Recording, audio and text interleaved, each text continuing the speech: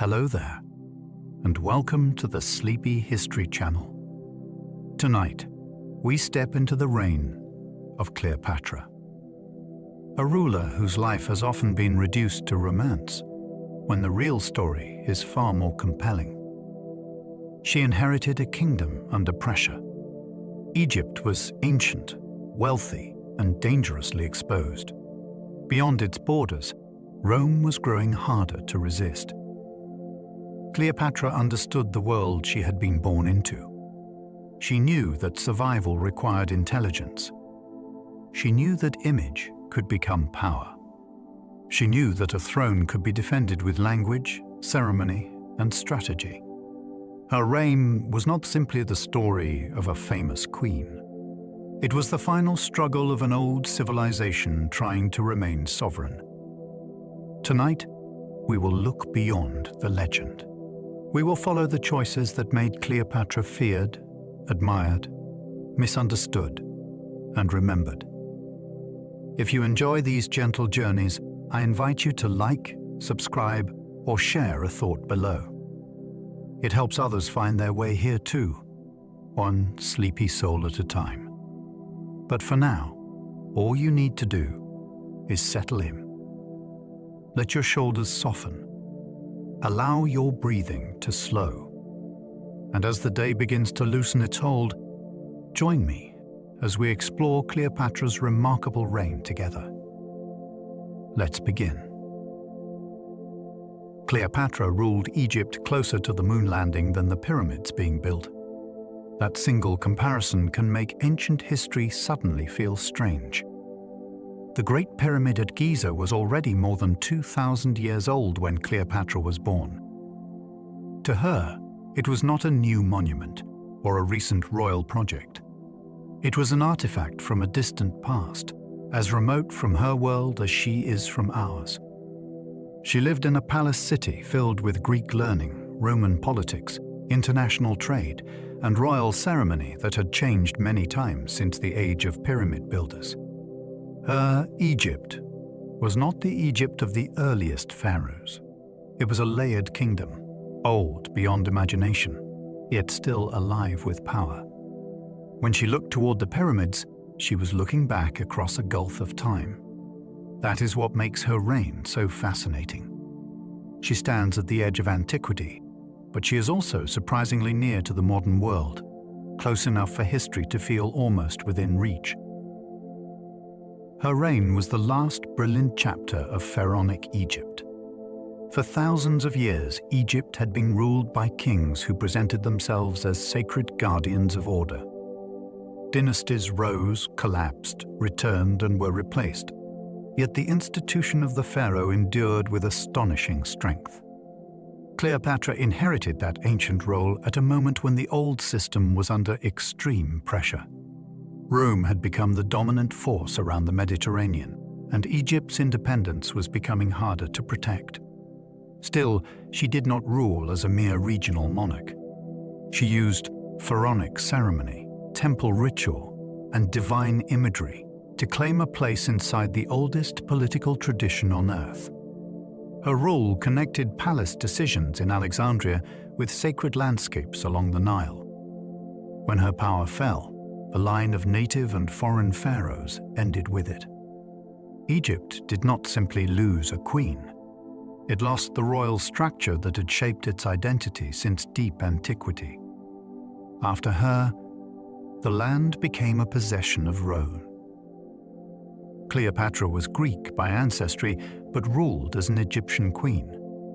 Her family came from Macedonian origins, not from the ancient Egyptian royal line. The Ptolemies had taken Egypt after the death of Alexander the Great, and for generations they remained closely tied to Greek culture. Their court spoke Greek, their capital looked outward across the Mediterranean, and their royal customs were shaped by Hellenistic power. Yet Cleopatra understood something her predecessors often failed to grasp. Egypt was not only a prize to be governed from above. It was a sacred civilization with its own memory and deep expectations of kingship.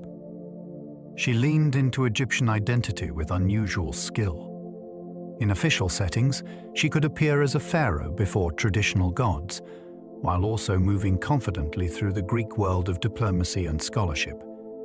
This double identity made her more than a foreign ruler. She became a queen who could speak to more than one civilization at once, which gave her reign its rare political power. She learned the Egyptian language when earlier Ptolemies largely refused. Language can be a form of rule. For most of the Ptolemaic dynasty, Greek remained the preferred language of government and court life. Earlier monarchs governed Egypt through administration, wealth, and force, but many did not seem interested in speaking directly to the people in their own tongue. Cleopatra took a different approach. Ancient writers credited her with knowing many languages, and Egyptian appears to have been among them. That mattered because language carried respect. It allowed her to engage more closely with priests, subjects, and local traditions that were central to Egyptian legitimacy. This was not a charming personal detail. It was political intelligence. A ruler who could cross linguistic boundaries could move between worlds more effectively than rivals trapped inside one culture. In a kingdom filled with Greeks, Egyptians, Jews, Syrians, Romans, and others, this skill made her court feel wider and more adaptable. Her voice itself became an instrument of power. Her throne depended on Rome long before Caesar entered Alexandria. By the time Cleopatra came to power, Egypt was wealthy, but vulnerable.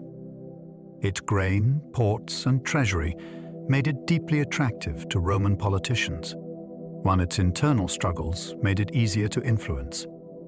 Her own father, Ptolemy XII, had relied heavily on Roman backing to recover his throne after being driven out. That support came at a steep price. Egypt became entangled in debts, obligations, and expectations that weakened royal freedom.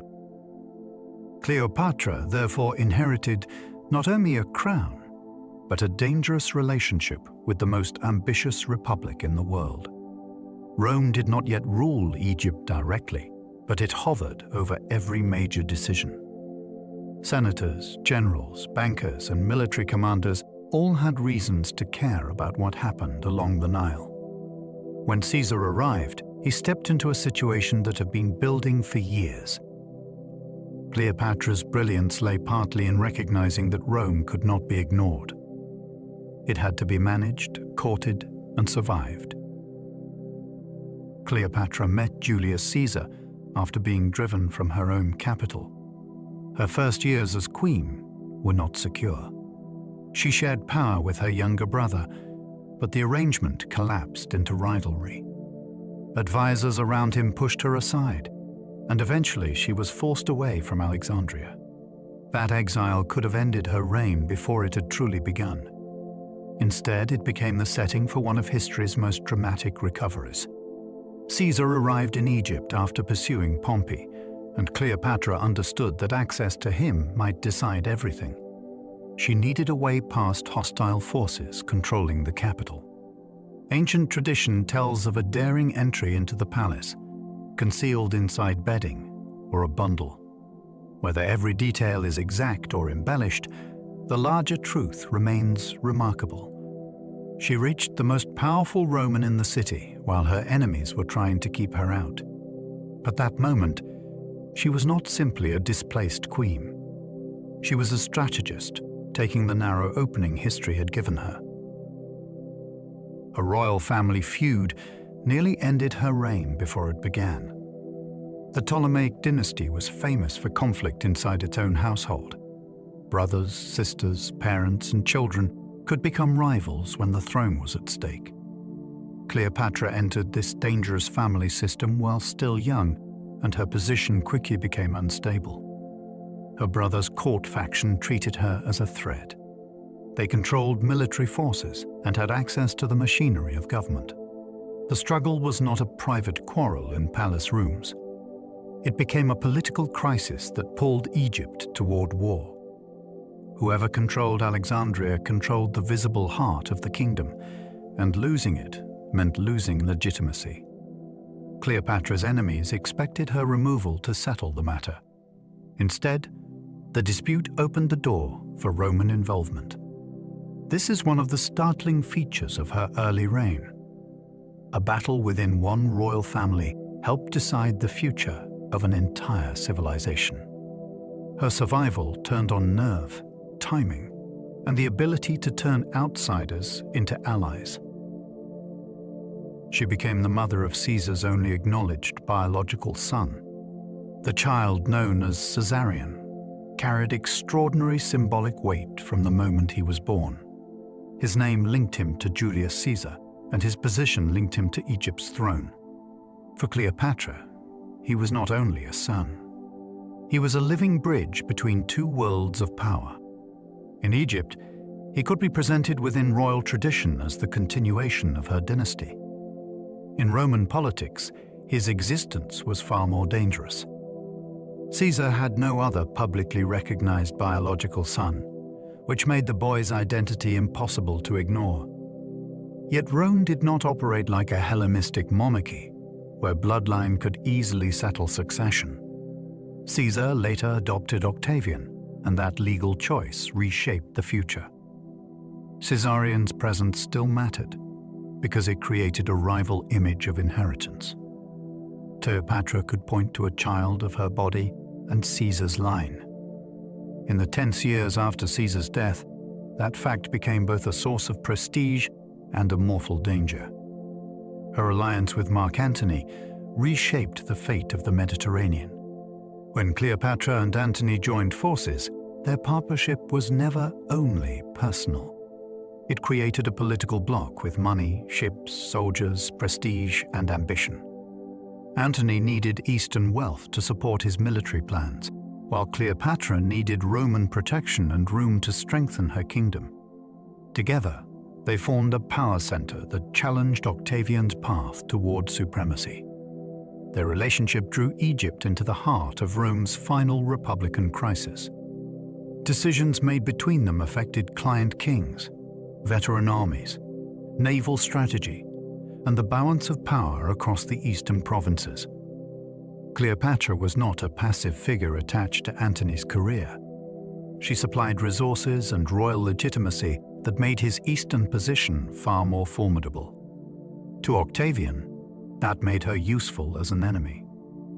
He could present the conflict as a defense of Rome against a foreign queen. Their alliance helped turn a Roman power struggle into a Mediterranean drama, and its outcome changed the ancient world. Cleopatra's death ended nearly 3,000 years of pharaohs. When she died, a political tradition of almost unimaginable age came to its final stop. Egypt had seen conquerors before. It had been ruled by Libyans, Nubians, Persians, Macedonians, and native dynasties across its long history. Yet each ruling system had found ways to inhabit the pharaonic role. The monarch still appeared before the gods as the one who upheld cosmic order. Cleopatra was the last ruler to make that claim as an independent sovereign. After her defeat, Egypt became a Roman province under the direct control of Augustus. Its ruler was no longer a pharaoh living in the land, but an emperor far away, represented by officials. Temples continued to function, and Egyptian religious life did not vanish overnight. But the crown had changed forever. Her death was not just the end of a life filled with legend. It marked the end of Egypt as a kingdom that could speak in its own royal voice. Alexandria was the dazzling capital from which Cleopatra ruled Egypt. Her power was centered in a city unlike any other in the ancient Mediterranean. Founded by Alexander the Great, Alexandria faced the sea rather than the desert, and its streets carried the stamp of Greek urban design. It was a royal capital, a commercial giant, and a place where cultures met daily. Ships entered its harbors from across the Mediterranean, bringing goods, rumors, ambassadors, and danger. Palaces lined the royal quarter, where decisions about Egypt's future could be made within sight of the water. The city's population was diverse, and its politics could turn volatile with alarming speed. For Cleopatra, ruling from Alexandria meant standing at a crossroads. She governed a Nile kingdom through a coastal metropolis that was deeply connected to the wider world. That gave her access to wealth and influence, but it also exposed her to every storm of international power. Alexandria made her reign glittering, cosmopolitan, and constantly precarious. Her dynasty began with one of Alexander the Great's generals. Cleopatra belonged to a ruling house born from conquest. After Alexander died, his vast empire fractured among powerful commanders who fought to control its pieces. Ptolemy, one of his generals, secured Egypt and founded the dynasty that would rule there for centuries. This origin shaped everything Cleopatra inherited. Her family claimed Macedonian prestige, presented itself through Greek culture, and governed one of the richest lands in the known world. Yet their authority also depended on adapting to Egypt's older traditions. The result was a dynasty with two faces. It could look back to Alexander's military glory, while also appearing in temples as legitimate pharaohs. Cleopatra was the final heir to that complicated experiment. She carried the legacy of a world created after Alexander's campaigns, but she lived at the moment when Rome was swallowing that world. Her reign therefore sits at the meeting point between two great imperial ages, one fading and one rising. Cleopatra inherited a kingdom already weakened by debt and rebellion. The crown she received was magnificent, but it was not secure. Egypt still possessed extraordinary wealth, especially through agriculture and taxation, yet its royal finances had been strained by political crises. Her father had spent heavily to regain power, and Roman creditors had gained influence through those needs. At the same time, internal unrest had shown that royal authority could not simply be assumed. Parts of the population resented foreign rule, heavy demands, and palace instability. A young queen stepping into this situation had to do more than wear ceremonial crowns. She had to stabilize revenue, manage factions, and keep outside powers from turning weakness into conquest. Every choice carried risk. Too much dependence on Rome could undermine independence. Too little cooperation could invite intervention. This is why Cleopatra's reign cannot be understood as a simple tale of glamour. She began with a kingdom already under pressure, then tried to turn vulnerability into bargaining strength. Her father regained his throne with costly Roman military support. Ptolemy XII left Cleopatra a throne shadowed by obligation. After losing power, he appealed to Rome for help and eventually returned to Egypt with the backing of Roman force. That restoration solved his immediate problem, but it deepened Egypt's dependence on outsiders. Roman assistance was never an act of charity. It created debts, favors, and expectations that weighed on the royal house. The money involved was enormous, and the political cost was just as serious. Egyptian subjects could see that foreign soldiers had helped put their king back in place. Roman elites could see that Egypt's throne might be influenced when the right pressure was applied. Cleopatra grew up in this atmosphere. She learned that kingship could depend on armies not born in Egypt, and that survival required reading Roman ambitions carefully. Her later choices did not appear from nowhere.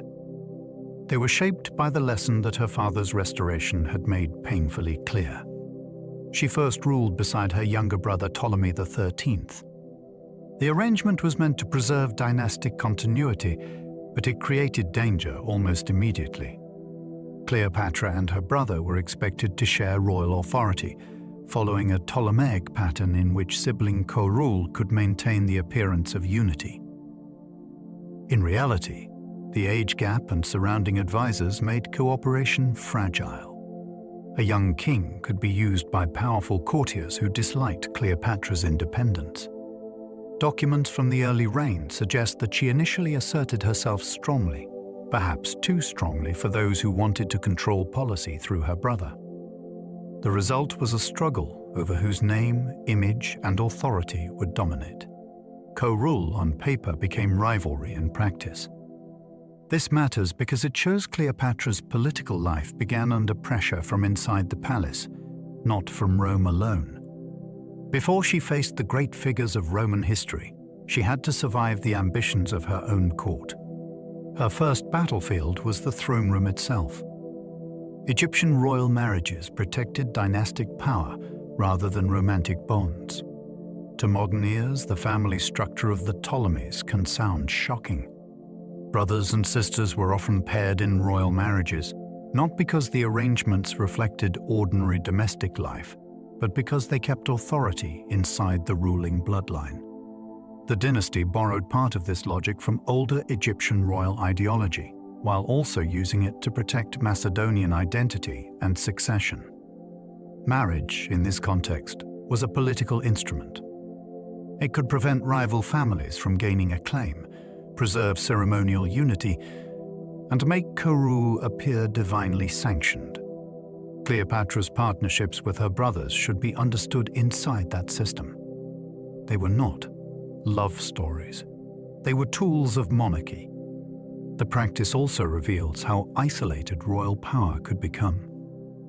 A dynasty, trying to keep itself pure, could turn inward until its own household became a battlefield.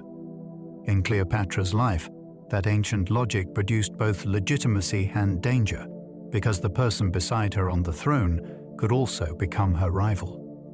Cleopatra's name meant glory of the father in ancient Greek.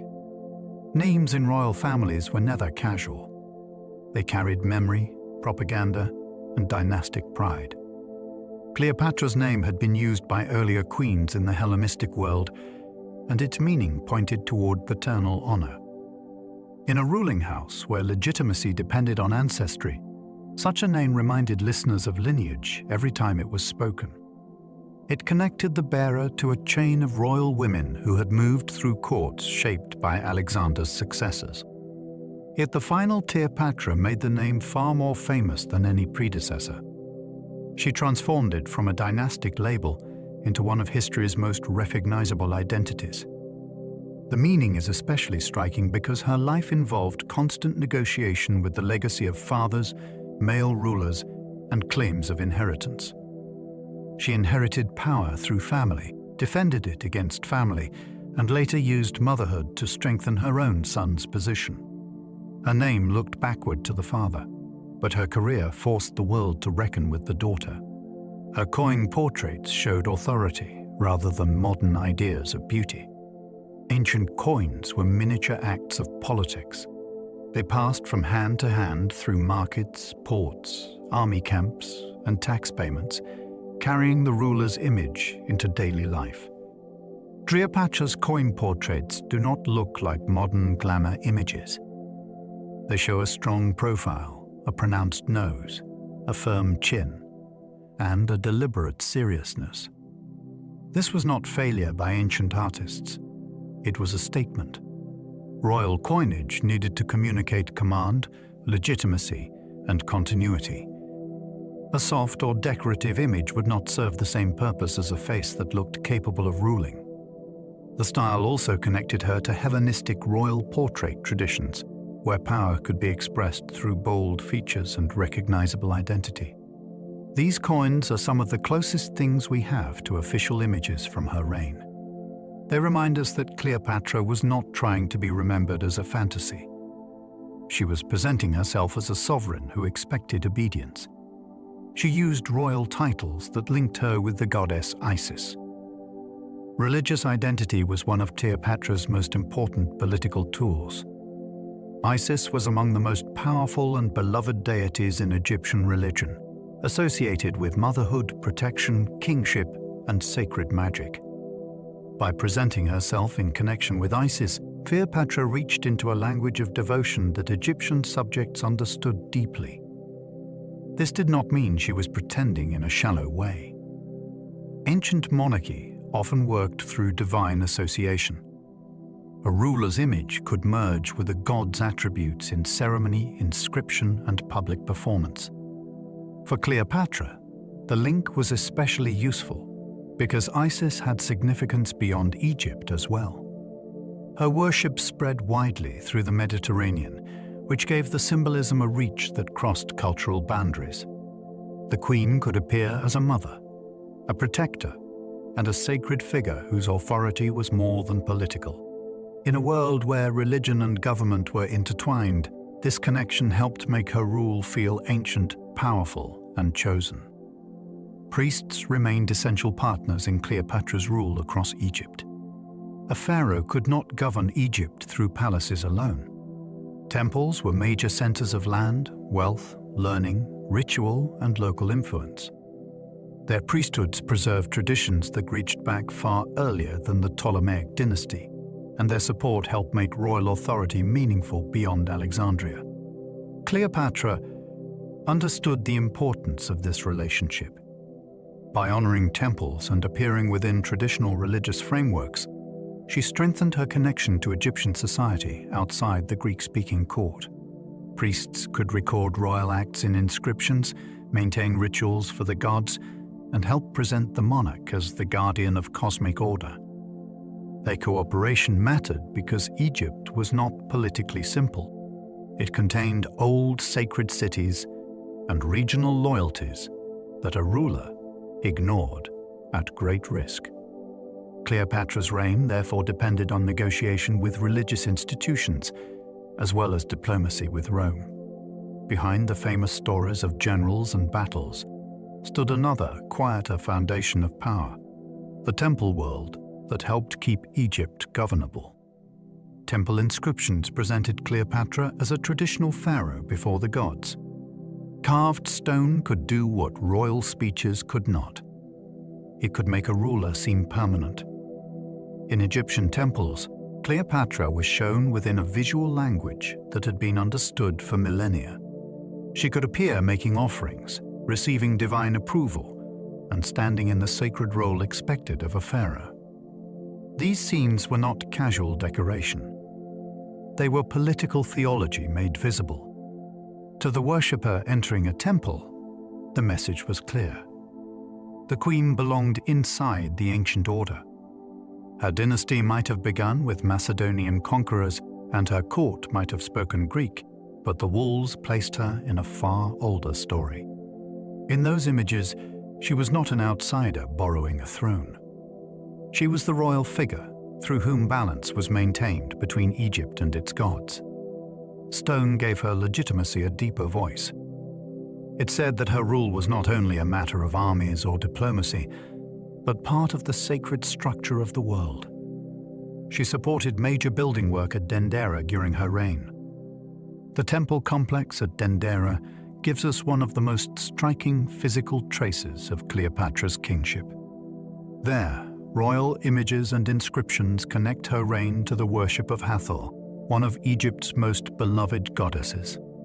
This was not just religious patronage in the modern sense. Building in a temple meant investing in sacred authority, local loyalty, and the long memory of the land. Dendera was far from the palace politics of Alexandria, yet it mattered deeply to the image of the crown. When a ruler supported construction or decoration there, the act linked royal power to ritual life in Upper Egypt.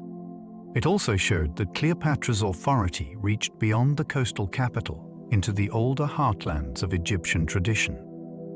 The stones of Dendera remind us that her reign was not only played out in conversations with Roman commanders, it also unfolded in sanctuaries where priests, artists, and worshippers kept Egypt's ancient rhythms alive. Cleopatra appeared on temple walls wearing ancient pharaonic crowns. In Egyptian art, crowns were never simple ornaments. Each shape carried meaning, and each meaning pointed to a different aspect of royal authority. When Cleopatra was shown with traditional regalia, the image placed her inside a visual system older than many famous empires. A crown could suggest rule over the two lands, connection with a particular deity, or participation in ceremonies that renewed cosmic balance. For a queen of Macedonian descent, this imagery was powerful. It allowed her to appear not as a foreign monarch perched above Egypt, but as the lawful figure expected by Egyptian religion. These temple scenes also complicate the later image of Cleopatra as merely a figure of seduction or court drama. Her public identity was carefully constructed through sacred symbols that ordinary viewers in Egypt could recognize. On stone, she became part of the language of kingship that did not need explanation. Anyone who knew the signs could read her power. The Nile's flooding still determined Egypt's wealth under Cleopatra. Every year, Egypt waited for the river. Its rise brought water and dark silt onto fields that might otherwise have been claimed by desert. A good inundation meant full granaries, steady taxation, and confidence in the crown. A weak flood could bring hunger, unrest, and pressure on the royal administration. Cleopatra ruled a sophisticated kingdom with ports, palaces, coinage, and diplomacy, yet its foundation remained agricultural. The rhythm of the Nile still decided how much grain could be collected, how much could be exported, and how firmly the government could stand. This made the river a political force as much as a natural one. Royal authority depended on managing canals, storage, labor, and distribution across a landscape shaped by water. In a world where Rome watched Egypt hungrily, the harvest was never just local business. The river's height could affect armies, debts, alliances, and the survival of a throne. Cleopatra's power began in the floodplain. Grain shipments made Egypt one of Rome's most valuable prizes. Rome's growing population needed food on a vast scale, and Egypt could produce grain with extraordinary abundance when the harvest was strong. That made the kingdom more than a wealthy neighbor. It made it strategically irresistible. Whoever controlled Egyptian grain could influence the stomach of Rome itself. This was one reason Roman politicians were so careful and so anxious about the country's future. An unstable Egypt could threaten supply. A hostile ruler could become dangerous. A friendly ruler could be useful beyond measure. Cleopatra understood the leverage this created. Her land was not merely beautiful or ancient. It was essential. The fields along the Nile gave her a bargaining position that many kings could only dream of having. Yet that same value made independence perilous. Rich prizes attract powerful hands. In the end, Egypt's agricultural strength helped explain why Rome could not simply look away. The kingdom fed imaginations, treasuries, and potentially the people of the capital. Alexandria's harbor connected Cleopatra to traders across the ancient world. Stand at the edge of that harbor in the mind, and Cleopatra's Egypt suddenly becomes global for its age. Ships came in with cargoes from across the Mediterranean and beyond. They carried wine, oil, papyrus, glass, luxury goods, metalwork, spices, and news. Merchants did not merely exchange objects. They carried information about wars, prices, alliances, and court gossip. A ruler who commanded such a port possessed an ear turned toward the world. Alexandria's maritime position made it possible for Egypt to speak with islands, cities, and kingdoms far beyond the Nile Valley. It also made the capital difficult to isolate. Fleets mattered there. Customs revenue mattered there. Foreign communities mattered there. For Cleopatra, the harbor was a stage of power where commerce and diplomacy met each day. Egypt's wealth did not sit only in granaries or treasuries. It moved across water, in the holds of ships, in languages shouted over docks, and in deals made under watchful royal eyes. The lighthouse of Alexandria still stood during Cleopatra's lifetime. One of the wonders of the ancient world rose near the entrance to the city's harbor, guiding ships toward Egypt's royal capital. By Cleopatra's day, the Great Tower had already become a symbol of Alexandria's ambition. It was practical, magnificent, and unmistakably political. A lighthouse on that scale told sailors they were approaching a city that mastered sea routes and welcomed the world's traffic. Its fire and reflective system helped ships navigate dangerous waters, But its deeper message was about control. Alexandria was not a hidden capital inland. It announced itself across the sea. The tower also gave Cleopatra's city a skyline that foreign visitors could remember for the rest of their lives. Imagine an envoy arriving by night, seeing the signal burn above the dark coast, and understanding that Egypt's queen ruled from a place engineered to impress. The lighthouse made power visible before anyone even set foot on shore. It was architecture as invitation and warning. The great library's scholarly tradition shaped the city she inherited. By Cleopatra's reign, Alexandria had long been associated with learning on an astonishing scale. The famous library and its related institutions belonged to a larger royal project that treated knowledge as prestige. Scholars studied texts, compared manuscripts, investigated medicine, mapped the heavens, and argued over poetry with a seriousness that could shape reputations across the Greek-speaking world. Even if the library's exact condition in Cleopatra's lifetime is debated, the intellectual culture it represented still mattered. She ruled in a city where books, lectures, and research had become part of royal identity. This atmosphere helps explain why ancient writers emphasized her education and command of language. Alexandria did not produce only wealth. It produced expertise. A queen raised there could learn that knowledge was not separate from power. It could serve diplomacy, medicine, engineering, religion, and propaganda. Cleopatra's court belonged to a city where the life of the mind had been made an instrument of monarchy. Her court attracted diplomats, merchants, scholars, and ambitious Roman commanders. A royal palace can reveal the shape of a kingdom. Cleopatra's court was not a sealed chamber of luxury. It was a place where competing worlds came into contact. Envoys sought favor, business figures pursued access, intellectuals offered prestige, and Roman leaders arrived with calculations of their own. Each visitor brought motives. Some wanted contracts, some wanted protection, and some wanted influence over Egypt's future. This made the court both glamorous and dangerous. A wrong alliance could invite disaster.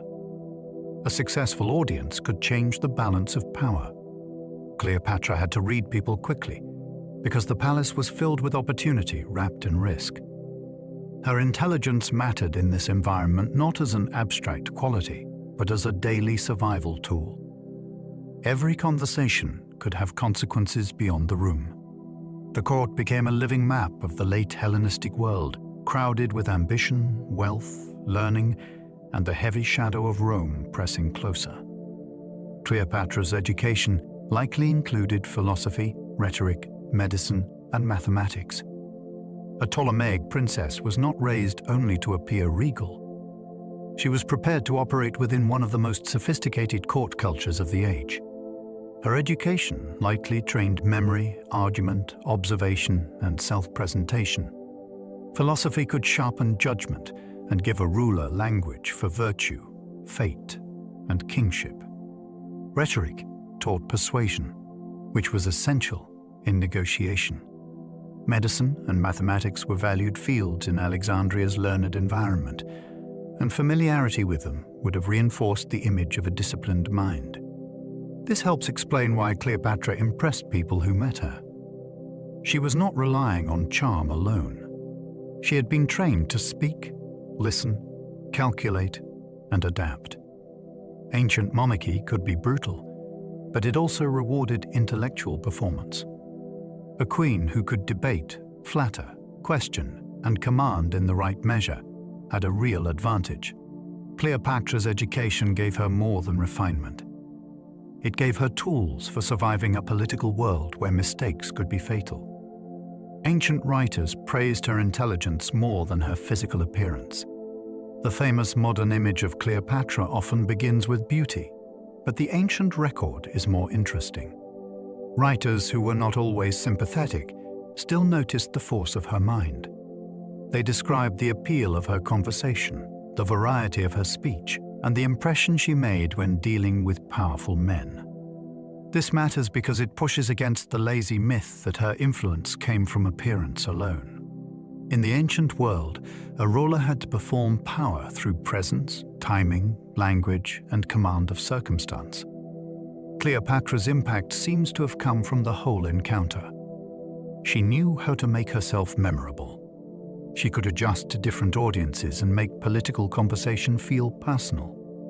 Her intelligence was not a private virtue hidden from history. It was part of how she governed. Later, storytelling often flattened her into a romantic figure, but even hostile traditions preserved a deeper truth. People feared and remembered her because she was brilliant. She was famous for conversation that could charm powerful men. Conversation at Cleopatra's level was never small talk. It was a contest at deception. When she spoke with leading figures, she was dealing with men used to command, flattery, and danger. To hold their attention, she needed more than elegance. She needed timing, humor, knowledge, and an instinct for what each person wanted to hear. Ancient accounts suggest that her voice and manner made a lasting impression, but the real fascination lies in how political that charm could be. A private exchange might lead to military support. A dinner might become a negotiation. A carefully judged remark could soften suspicion or awaken ambition. This kind of influence is difficult to measure because it leaves few physical traces. Yet kingdoms have often turned on moments that happened across a table rather than on a battlefield. Cleopatra's gift was making conversation feel alive while steering it toward survival. She turned speech into a form of strategy. Her political skill mattered more than any legendary romance. Romance is the easiest doorway into Cleopatra's story, but it is not the strongest foundation. Her world was too dangerous for personal feeling to explain her career. She faced dynastic rivals, Roman creditors, military threats, and a shifting balance of power that could crush smaller kingdoms. To remain relevant, she had to make calculated decisions under pressure. Her relationships with Roman leaders belonged to that reality. They were personal, but they were also diplomatic structures with consequences for Egypt. This is what makes the legend less interesting than the history. A passive queen swept along by passion could not have navigated these storms for long. Cleopatra endured because she understood leverage. She knew when to display wealth, when to claim tradition, when to negotiate, and when to gamble. Her life contains drama, but its core is statecraft. Behind the stories that later centuries embroidered, there was a ruler trying to keep a kingdom alive. Cleopatra negotiated survival in a world dominated by Roman armies. By her lifetime, many older kingdoms had learned the same frightening lesson. Rome did not need to annex a land in order to control its destiny.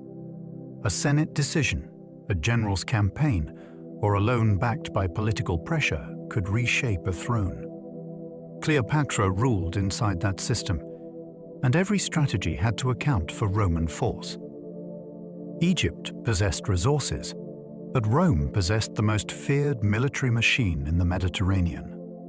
Open defiance could be suicidal. Complete submission could turn the queen into a puppet. Her path lay between those extremes. She sought powerful patrons, preserved royal dignity, and tried to make Egypt too useful to destroy. This required constant judgment. A Roman ally today might become a liability tomorrow. A civil war in Rome could become a crisis in Alexandria. Her reign is gripping because she was playing for time and sovereignty against a power larger than her kingdom. Survival itself became an art. Her younger brother's advisors tried to control Egypt through him. Ptolemy XIII was young, which made him valuable to ambitious courtiers. A boy king could carry legitimacy while others made decisions in his name. This created a dangerous imbalance for Cleopatra. She was a ruling queen with her own authority, but her brother's circle could claim they were protecting the lawful male co-ruler. The struggle was therefore not only between siblings, it was between Cleopatra and the men who saw the young king as their route to power. Their influence helped push the court toward open conflict. They could issue orders, command loyalty, and present Cleopatra as the disruptive figure. Such palace politics were deadly because they wore the mask of legality. To remove her, they did not need to reject the dynasty. They only needed to elevate another member of it. Cleopatra's early crisis reveals how fragile monarchy could be when childhood, ambition, and court faction met. A throne could be stolen without ever leaving the family. Pompey's murder in Egypt horrified Caesar and changed everything. The killing of Pompey was meant to please Caesar, but it was a catastrophic misreading of Roman honor. Pompey had been Caesar's enemy in civil war, yet he was also a Roman statesman of immense stature and a former son-in-law. When he fled to Egypt, the advisors of Ptolemy XIII believed that murdering him would win Caesar's gratitude. Instead, it disgusted him. The act made Egypt look treacherous and reckless at the very moment Caesar arrived with power to judge the royal dispute. Pompey's severed fate turned Alexandria into the stage for a much larger drama. Caesar could now intervene not simply as a visitor, but as a Roman leader confronted by insult and instability. For Cleopatra, the consequences were enormous. Her opponents had made themselves appear unreliable before the one man whose decision mattered most. A brutal attempt at cleverness shifted the political ground beneath everyone. Cleopatra reached Caesar while Alexandria was under intense political danger. The famous story of her secret arrival survives because it captures the boldness of the moment. Cleopatra could not simply walk through the palace gates and request an audience. Her enemies had the advantage inside the capital, and Caesar's presence made access to him the prize on which her future depended. The tradition that she was smuggled in wrapped inside bedding or a sack may contain theatrical embellishment, but it points to a real crisis. She needed secrecy, speed, and trust in those helping her. Failure could have meant capture or death. Success placed her directly before the Roman commander who could overturn her exile. The scene matters because it shows a young queen taking control of her own story.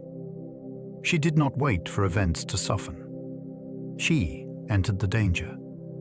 From that point, the political situation changed. Her rivals had tried to silence her, but she reached the one audience they most feared. Caesar backed Cleopatra against her brother in the Alexandrian War. Once Caesar supported her claim, Egypt's internal dispute became entangled with Roman military power. The conflict that followed was fierce, chaotic, and dangerous even for Caesar. Alexandria was not an easy city to control. Its population was large, its streets complex, and its royal factions deeply divided. Forces loyal to Ptolemy XIII resisted, turning the succession struggle into armed confrontation. Caesar's backing gave Cleopatra a decisive advantage, but it also came with consequences. Her restoration was now visibly linked to Roman intervention. That connection strengthened her in the short term while making the politics of independence more complicated. The Alexandrian War shows how quickly a palace dispute could become an international crisis. Armies fought not just over a sibling quarrel, but over the future alignment of Egypt. Cleopatra emerged from the conflict with her authority restored, but she had also learned that survival could require accepting help from a power no Egyptian ruler could fully control. Her brother drowned after his forces were defeated near the Nile. The end of Ptolemy XIII was sudden and symbolic. After defeat, he reportedly died while trying to escape, drowning in the aftermath of battle. For Cleopatra, his death removed the immediate rival whose name had been used against her. For Egypt, it marked the collapse of one side of a dynastic struggle that are drawn in Roman arms. The image is haunting because the Nile was Egypt's source of life, yet in this story, it also became the setting for a king's disappearance. His death did not end every problem, but it cleared the way for Cleopatra to resume rule under new terms. The event also reveals the brutality of royal politics. A sibling conflict that began in court intrigue ended in battlefield ruin. Ptolemy was young, but his name had carried armies and ambitions. Once those ambitions failed, the river closed over him, and Cleopatra's path forward opened at terrible cost. Cleopatra then ruled with another younger brother, Ptolemy XIV. After the death of one co-ruler, another was placed beside her. This may sound like a return to the same unstable pattern, but the balance had changed. Cleopatra now had Caesar's backing, and her position was far stronger than before. Ptolemy XIV was younger, and the arrangement helped maintain dynastic convention while leaving Cleopatra as the dominant figure. Co-rule could satisfy expectations about royal legitimacy, especially in a dynasty where paired sovereignty had become normal. Yet few would have mistaken who held the real initiative. Cleopatra had survived exile, war, and a court faction that tried to erase her. Now she returned with greater authority and a clearer understanding of danger. The new partnership also bought time. It allowed the monarchy to appear continuous while Cleopatra consolidated her position. In ancient kingship, appearances mattered. A throne could be strengthened not only by victory, but by presenting victory as lawful order restored. Caesarion's birth gave Cleopatra a powerful claim to Roman attention. When Cleopatra gave birth to a son, his identity immediately became a matter of extraordinary significance. The boy was named Ptolemy Caesar, and Egyptians called him Caesarion. To Cleopatra, he represented the continuation of her dynasty and a potential connection to the most powerful Roman of the age. His existence allowed her to frame Egypt's future in terms that reached beyond the Nile. A child associated with Caesar could draw attention, inspire hope, and alarm enemies. The politics were delicate.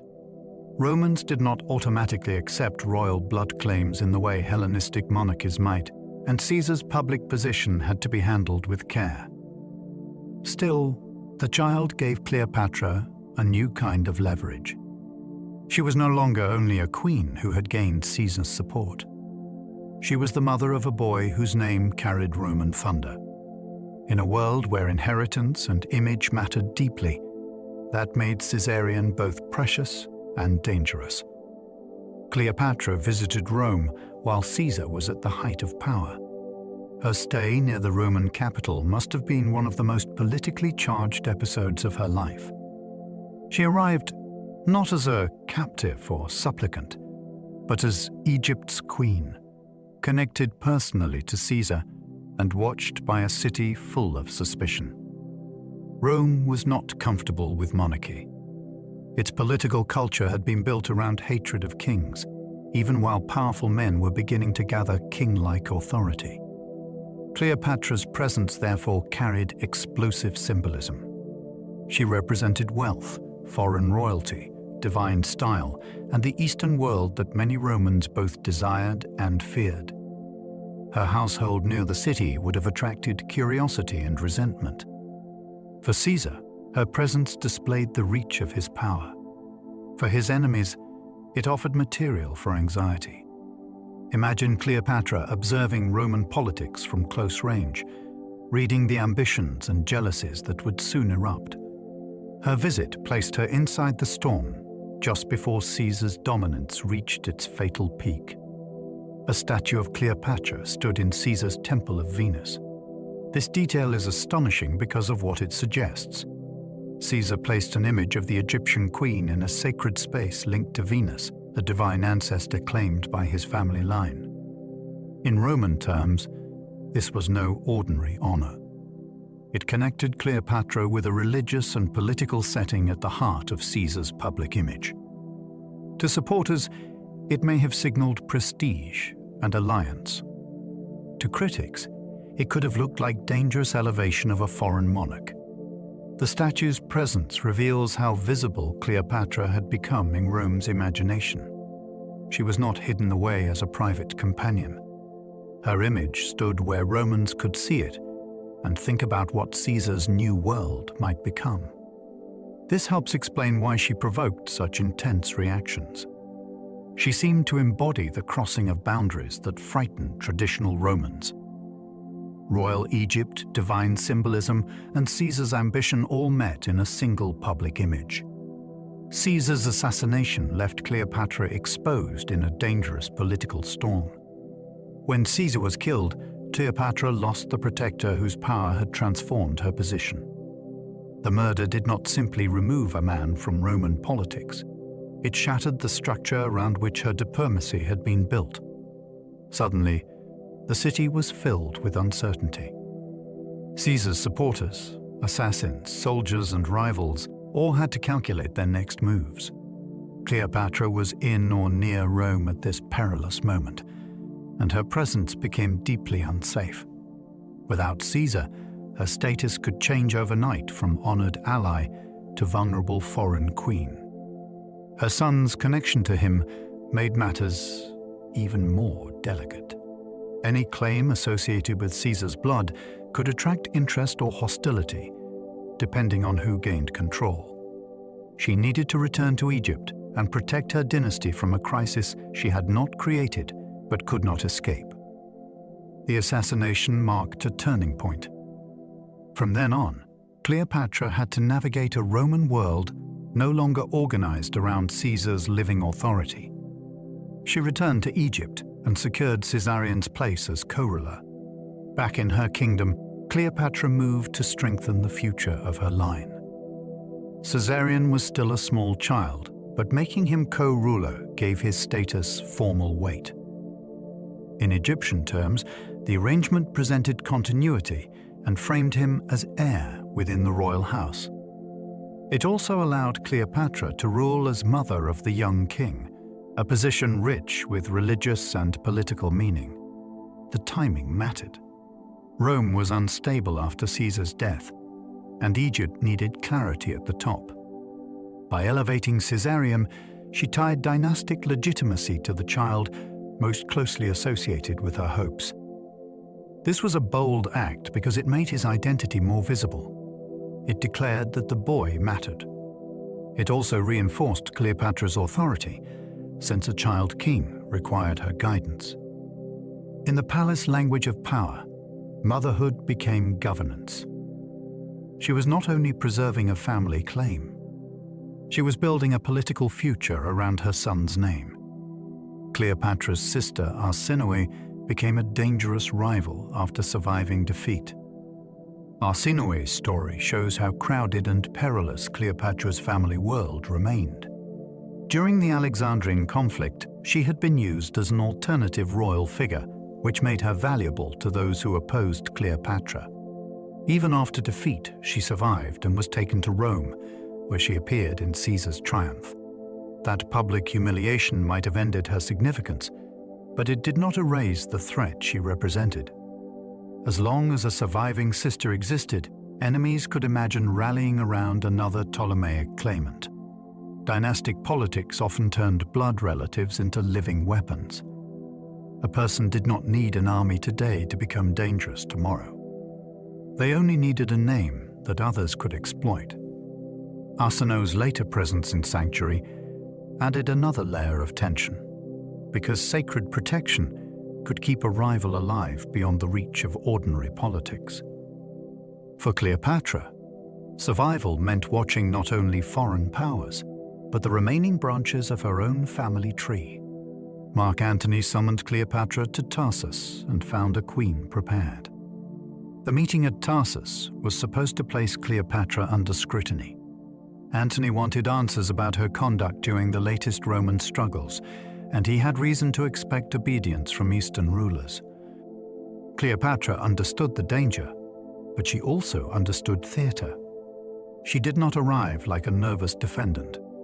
She came as a monarch who knew how to control first impressions. The journey itself became a statement. By delaying, preparing, and appearing with extraordinary magnificence, she shifted the emotional balance of the encounter before negotiations even began. Antony expected to judge a queen. Instead, he was confronted by a ruler who made judgment feel like invitation. This was not empty spectacle. It was a diplomatic tactic designed to turn vulnerability into advantage. At Tarsus, Cleopatra showed that she had learned from every earlier crisis. Access mattered. Atmosphere mattered. Timing mattered. A summons could become a stage, and a stage could become power. Her arrival at Tarsus became one of history's great political performances. Ancient accounts describe a scene designed to overwhelm the senses. Cleopatra approached along the river in royal splendor, with music, fragrance, costume, and carefully arranged symbolism, creating an atmosphere of mythic authority. The details may have grown in the telling, but the core idea is believable. She understood that power could be performed before it was negotiated. The display linked her with divine imagery and invited Antony into a world where Egypt seemed wealthy, cultivated, and irresistible. This mattered because she was facing a Roman commander whose decisions could shape her kingdom's fate. A lesser ruler might have arrived plainly and hoped for mercy. Cleopatra chose controlled astonishment. She made the meeting feel less like an interrogation and more like the opening of an alliance. Political theater works when it changes what people think is possible. At Tarsus, she turned danger into fascination, and fascination into opportunity. The performance became famous because it achieved its purpose. Cleopatra offered Antony wealth that his eastern campaigns desperately needed. Antony's ambitions required resources on a scale few allies could provide. Soldiers had to be paid, supplies gathered, fleets maintained, and client rulers kept loyal. Egypt was uniquely positioned to help because it possessed enormous agricultural output, royal treasure, and administrative capacity. Cleopatra's support, therefore, had practical military value. She was not merely bringing charm to the alliance. She was bringing the means to act. For Antony, cooperation with Egypt could strengthen his eastern plans and help him compete in the wider Roman power struggle. For Cleopatra, the bargain offered protection and influence. This exchange reveals the hard political core beneath their famous relationship. Wealth was strategy. Gold could move armies. Grain could sustain campaigns. Ships could alter the balance at sea. Cleopatra knew that Egypt's resources were her strongest defense in a world of Roman commanders. By making herself useful to Antony, she made her kingdom harder to ignore and harder to discard. Antony gave Cleopatra territories that expanded her influence beyond Egypt. The grants Antony made to Cleopatra were not small gestures of affection. They changed the political map of the eastern Mediterranean. Lands connected to Cyprus, parts of Syria, coastal regions, and valuable resource zones came under her influence in ways that alarmed Roman observers. To Cleopatra, these territories strengthened Egypt's reach beyond the Nile and restored something like the wider power earlier Ptolemies had once claimed. To Antony's critics, the gifts looked like Roman authority being handed to a foreign queen. That accusation became politically explosive. Land meant tax revenue, naval access, trade routes, timber, and strategic depth. It also meant prestige. A ruler who gained territory could present herself not as a survivor clinging to a weakened kingdom, but as a monarch restoring greatness. Antony may have seen the arrangement as practical Eastern administration. Cleopatra could see it as dynastic revival. Octavian saw something even more useful. He saw a story he could weaponize before Rome. Their children received royal titles during the donations of Alexandria. The ceremony known as the Donations of Alexandria was one of the boldest moments of Cleopatra's later reign.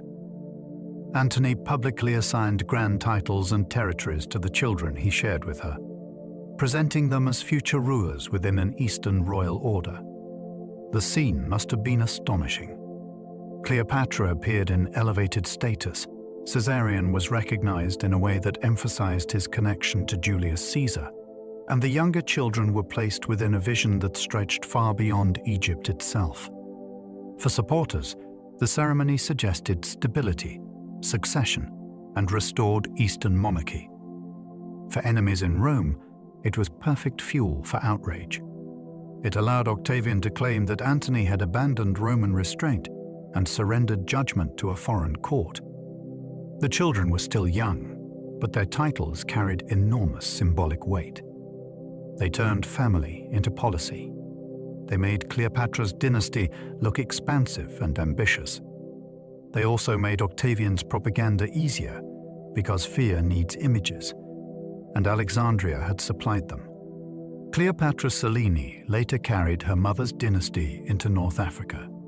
Of all Cleopatra's children with Antony, her daughter left the clearest royal legacy. After Egypt's fall, she was taken to Rome and raised within the household of Octavia, the very woman Antony had once married. That alone is astonishing. A child of Cleopatra grew up under the care of her mother's Roman rival. Later, she married Juba II, ruler of Mauritania, and became queen in North Africa.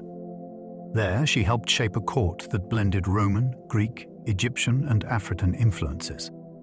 Her coinage and public imagery suggest she remembered where she came from. She used lunar symbolism connected to her name, and her court became a place of learning and royal display. Through her, the Ptolemaic line did not simply vanish in Alexandria. It crossed the sea and continued in another kingdom.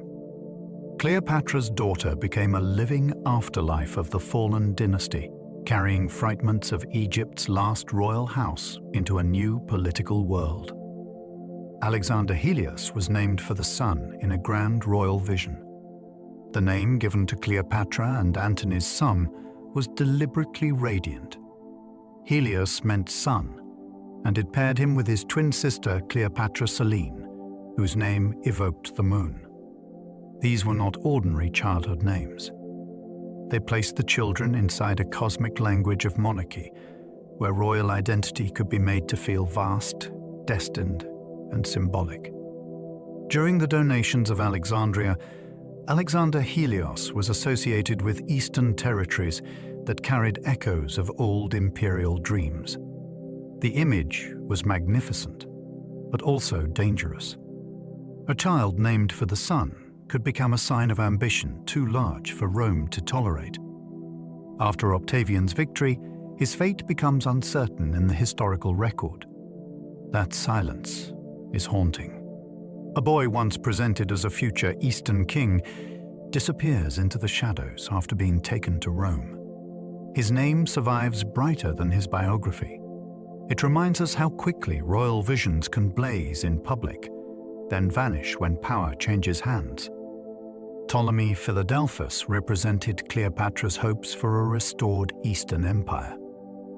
Her youngest son with Antony received a name loaded with dynastic memory.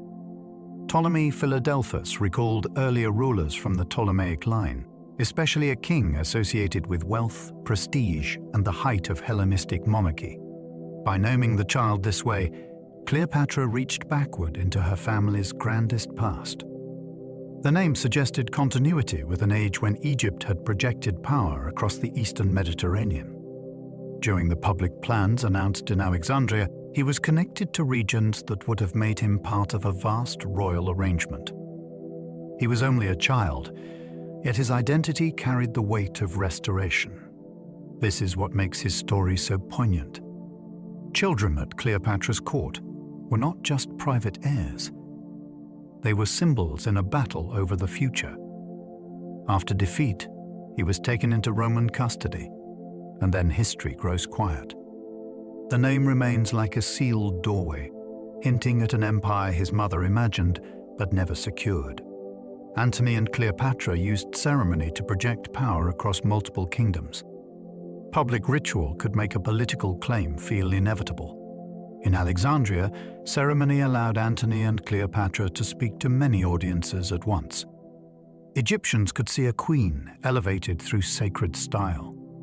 Eastern allies could see a royal house with confidence and wealth. Romans could see a challenge, whether Antony intended it that way or not. The arrangement of thrones, clothing, titles, and family hierarchy mattered because ancient politics was visual. People did not need legal documents to understand a performance of sovereignty. They could read status in posture, setting, and symbol. Cleopatra had long understood this language. Antony brought Roman military weight into it, which made the display far more provocative. Together, they created images of authority that crossed borders. Those images traveled through rumor and report until they reached Rome as accusation. A ceremony meant to strengthen legitimacy in the East became evidence of betrayal in the West. Power performed beautifully can still become politically fatal. Roman propaganda turned Cleopatra into a foreign threat to Italy. Octavian's campaign against Cleopatra was a masterpiece of political framing. Fighting Antony directly as a Roman rival was risky because civil war had already exhausted the Republic. It was easier to present the conflict as a defense of Rome against a dangerous Eastern queen. Cleopatra became the face of everything Roman conservatives feared. Luxury, monarchy, foreign religion, and Eastern influence could all be placed onto her image. This did not require fairness. It required repetition. Rumors and accusations made her seem less like a ruler defending her kingdom and more like an enchantress threatening Roman order. The strategy was effective because it allowed Octavian to attack Antony indirectly. If Antony had fallen under Cleopatra's control, then opposing him could look patriotic rather than personal. The real Cleopatra was a monarch navigating survival. The propaganda Cleopatra was a nightmare built for Roman audiences. That second figure became so powerful that it still shapes the way many people imagine her today. Octavian attacked Antony by making Cleopatra the center of fear. The political brilliance of Octavian lay in choosing the most useful target. Antony was a Roman commander with loyal veterans and a proud reputation. Directly demonizing him could divide opinion. Cleopatra was easier to make frightening. She was foreign, royal, wealthy, and already surrounded by exoticized stories. Octavian's message suggested that Antony had stopped acting like a Roman and had become subordinate to her will. This turned a rivalry between two Roman leaders into a moral crisis. It invited citizens to imagine their world being overturned by a queen from Alexandria.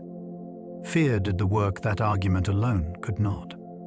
Antony's choices, his residence in the East, his recognition of Cleopatra's children, and his break with Octavia all became part of the same accusation. The more Cleopatra was made central, the more Antony looked compromised. Octavian's enemy was still Antony, but his most useful weapon was the image of Cleopatra as the power behind him. Cleopatra was accused of wanting to rule Rome from Alexandria. The charge was politically outrageous, which is exactly why it worked. Most Romans had no desire to be ruled by any monarch, and the idea of being controlled from an Eastern court stirred deep cultural fear. Octavian's supporters could suggest that Antony intended to transfer power away from Rome and place it under Cleopatra's influence. Whether this was a fair reading of their plans mattered less than the emotion it created. Alexandria was wealthy, brilliant, and royal, but to many Roman minds it could be painted as the opposite of old Republican virtue. Cleopatra's palace became a symbol of danger.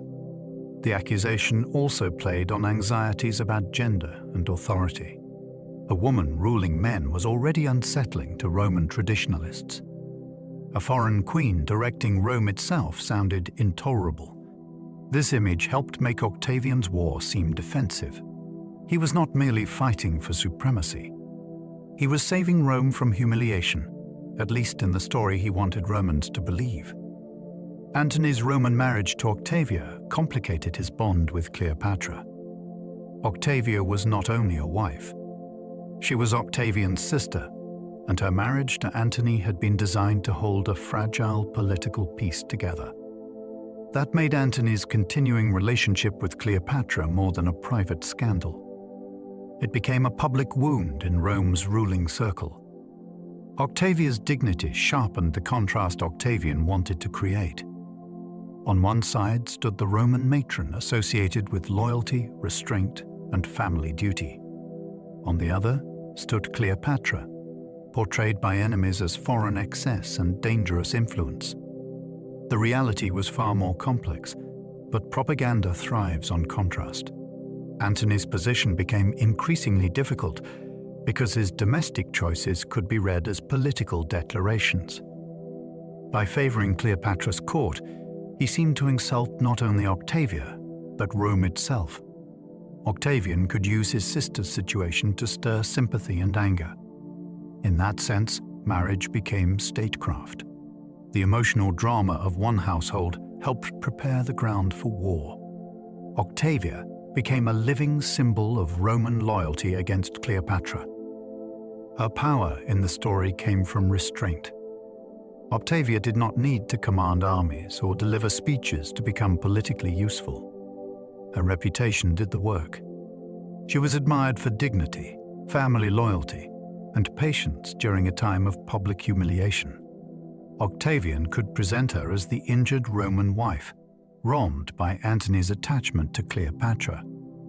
This image gave his accusations emotional force.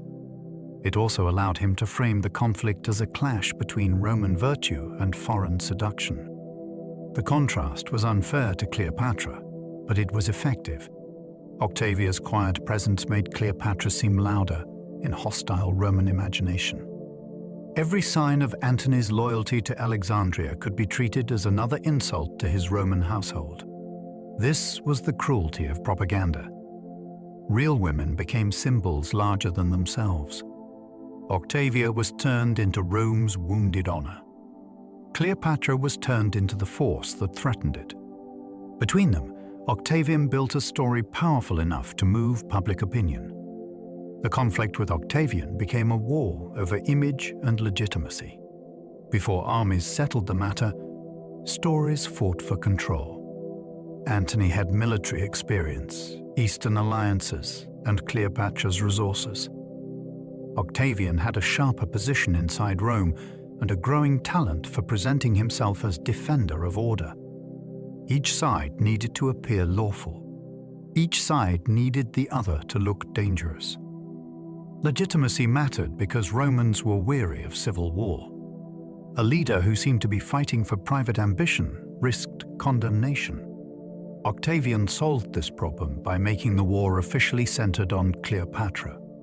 That allowed him to claim he was resisting a foreign power rather than simply eliminating a Roman rival. Antony's image suffered as reports from Alexandria painted him as UN Roman, indulgent, and politically captured. Cleopatra's image suffered even more because hostility toward her helped unify Octavian's supporters. This war was not won by ships alone. It was prepared through rumor, public documents, family symbolism, and the careful shaping of fear. Actium was fought at sea near Greece in 31 before Christ. The battle took place off the western coast of Greece, near a promontory that would become famous because of what followed. It was not simply a clash of ships. It was the decisive military crisis of the struggle between Octavian and the alliance of Antony and Cleopatra. Naval warfare was brutal and difficult to control. Commanders had to manage wind, formation, morale, oarsmen, marines, and the terrifying confusion of close combat at sea. Antony and Cleopatra's forces included large vessels, but Octavian's commanders, especially Agrippa, had been applying pressure before the final engagement. Supply lines and strategic positioning mattered before the first ships collided. Actium became the moment when all those pressures converged. To later Roman memory, it marked the turning point that cleared Octavian's path to supremacy. For Cleopatra, it was the battle that transformed a dangerous political struggle into a narrowing fight for survival. The sea carried the decision that would reach all the way to Egypt. Cleopatra's fleet carried Egypt's treasure during the battle at Actium. The presence of Egyptian wealth at sea reveals how high the stakes had become. Cleopatra's ships were not only military assets. They carried resources that could sustain retreat, negotiation, or continued resistance. Treasure in the ancient world was mobile power. It could pay soldiers, hire crews, reward allies, and buy time. Bringing it into the naval theater was risky, but leaving it behind could be worse if defeat made escape necessary. This detail helps explain why her actions at Actium were not merely emotional or mysterious. A queen responsible for Egypt's future had to think beyond the immediate battle. If the line broke, survival would depend on what could be preserved. Later hostile accounts often made her departure seem like panic or betrayal. Yet when viewed through the hard logic of monarchy, protecting the treasury looks more strategic. The gold and valuables aboard those ships were not ornaments. They were the remaining fuel of a kingdom in crisis. Antony followed Cleopatra away from Actium and lost political support. When Cleopatra's squadron left the battle and Antony followed, the political damage was immense. Whatever his reasons, the image was devastating. A Roman commander appeared to abandon his forces for the Egyptian queen, and that was exactly the story his enemies needed. Some of his men continued fighting, but morale and confidence could not recover from such a spectacle. In ancient warfare, deception mattered almost as much as tactics. Soldiers had to believe their leader stood with them. Allies had to believe he could still win. After Actium, many began to doubt both. Antony's departure allowed Octavian to frame him as a man whose judgment had been conquered by Cleopatra. It also weakened his remaining networks of loyalty. The decision may have been part of a planned breakout or a desperate adjustment to unfolding disaster. Either way, its meaning was seized by opponents. In politics, the interpretation of an action can be more destructive than the action itself. Their defeat did not immediately end Cleopatra's kingdom. Actium was decisive, but Egypt did not fall the next morning. That gap matters because it shows Cleopatra still had choices to make. She returned to Alexandria with surviving resources and time, though much less than before. The kingdom remained intact for the moment, and its capital still held wealth, defenses, and symbolic importance. Antony also continued to have followers, though their confidence was fading. Cleopatra faced the terrible work of ruling after a strategic disaster. She had to manage morale, prepare defenses, consider diplomacy, and protect her children's future. The months after Actium are sometimes overshadowed by the battle itself, but they are filled with tension. A doomed ruler is not yet powerless. She can still bargain, mislead, prepare escape, or attempt one final reversal. Cleopatra's last year was not an empty waiting room before defeat. It was a compressed struggle in which every messenger, ship, and decision might still matter. Cleopatra tried to negotiate with Octavian after Antony's position collapsed. Once the balance shifted, Cleopatra turned toward diplomacy. This was not cowardice. It was rulership under extreme pressure. A monarch responsible for a kingdom, children, servants, temples, and treasury had to consider terms before destruction became total. Octavian's position strengthened as Antony's allies defected, which made negotiation increasingly uneven. Cleopatra needed to discover what he wanted most. Did he seek Egypt's submission, Antony's removal, her treasure, her children, or her person for a Roman triumph? She tested possibilities because survival depended on understanding the victor's appetite. Ancient accounts suggest messages passed and conditions were explored, but trust was thin. Octavian had every reason to keep her hopeful if that made conquest easier. She had every reason to preserve options. Their final diplomatic contest was quiet compared with Actium, but just as ruthless. It was a struggle over information. Cleopatra wanted a future she could endure. Octavian wanted a victory he could display. She explored escape routes toward the Red Sea after Actium. One of the most intriguing possibilities after the defeat was flight beyond the Mediterranean struggle. The Red Sea offered a route toward Arabia, the Indian Ocean trade, and perhaps a chance to regroup outside Octavian's immediate reach. This idea shows the range of Cleopatra's thinking. She was not trapped inside a single map. Egypt had connections south and east as well as north, and its desert routes could lead toward different worlds of commerce and alliance. Moving ships or treasure in that direction would have been difficult, especially under pressure and with hostile forces watching. Still, the attempt or plan reveals a ruler searching for space where Roman power might not close so easily. Escape was not simply running away. It could be a strategy to preserve dynasty, wealth, and bargaining power. The fact that such routes were considered makes her final months feel larger and more dramatic. Even near defeat, Cleopatra looked for another horizon. Some of her ships were reportedly burned before escape became possible. The destruction of vessels linked to a possible Red Sea escape shows how quickly hope could be narrowed. Reports suggest that forces hostile to Cleopatra's plans burned ships that might have carried resources away from Egypt's northern crisis. Whether the details are exact or shaped by later storytelling, the strategic meaning is clear. Without ships, distance becomes harder. Without distance, negotiation becomes weaker. A ruler trying to preserve options can be defeated not only in open battle, but by losing the tools of movement. Fire against a fleet was fire against a future. It made Alexandria more of a cage. Cleopatra still had wealth, intelligence, and presence, but each practical route that closed left her more dependent on Octavian's mercy. That was a dangerous position because mercy in Roman politics often came with spectacle. The burned ships remind us that history can turn on logistics. A lost route can matter as much as a lost battle. Antony's supporters gradually abandoned him as Octavian advanced on Egypt.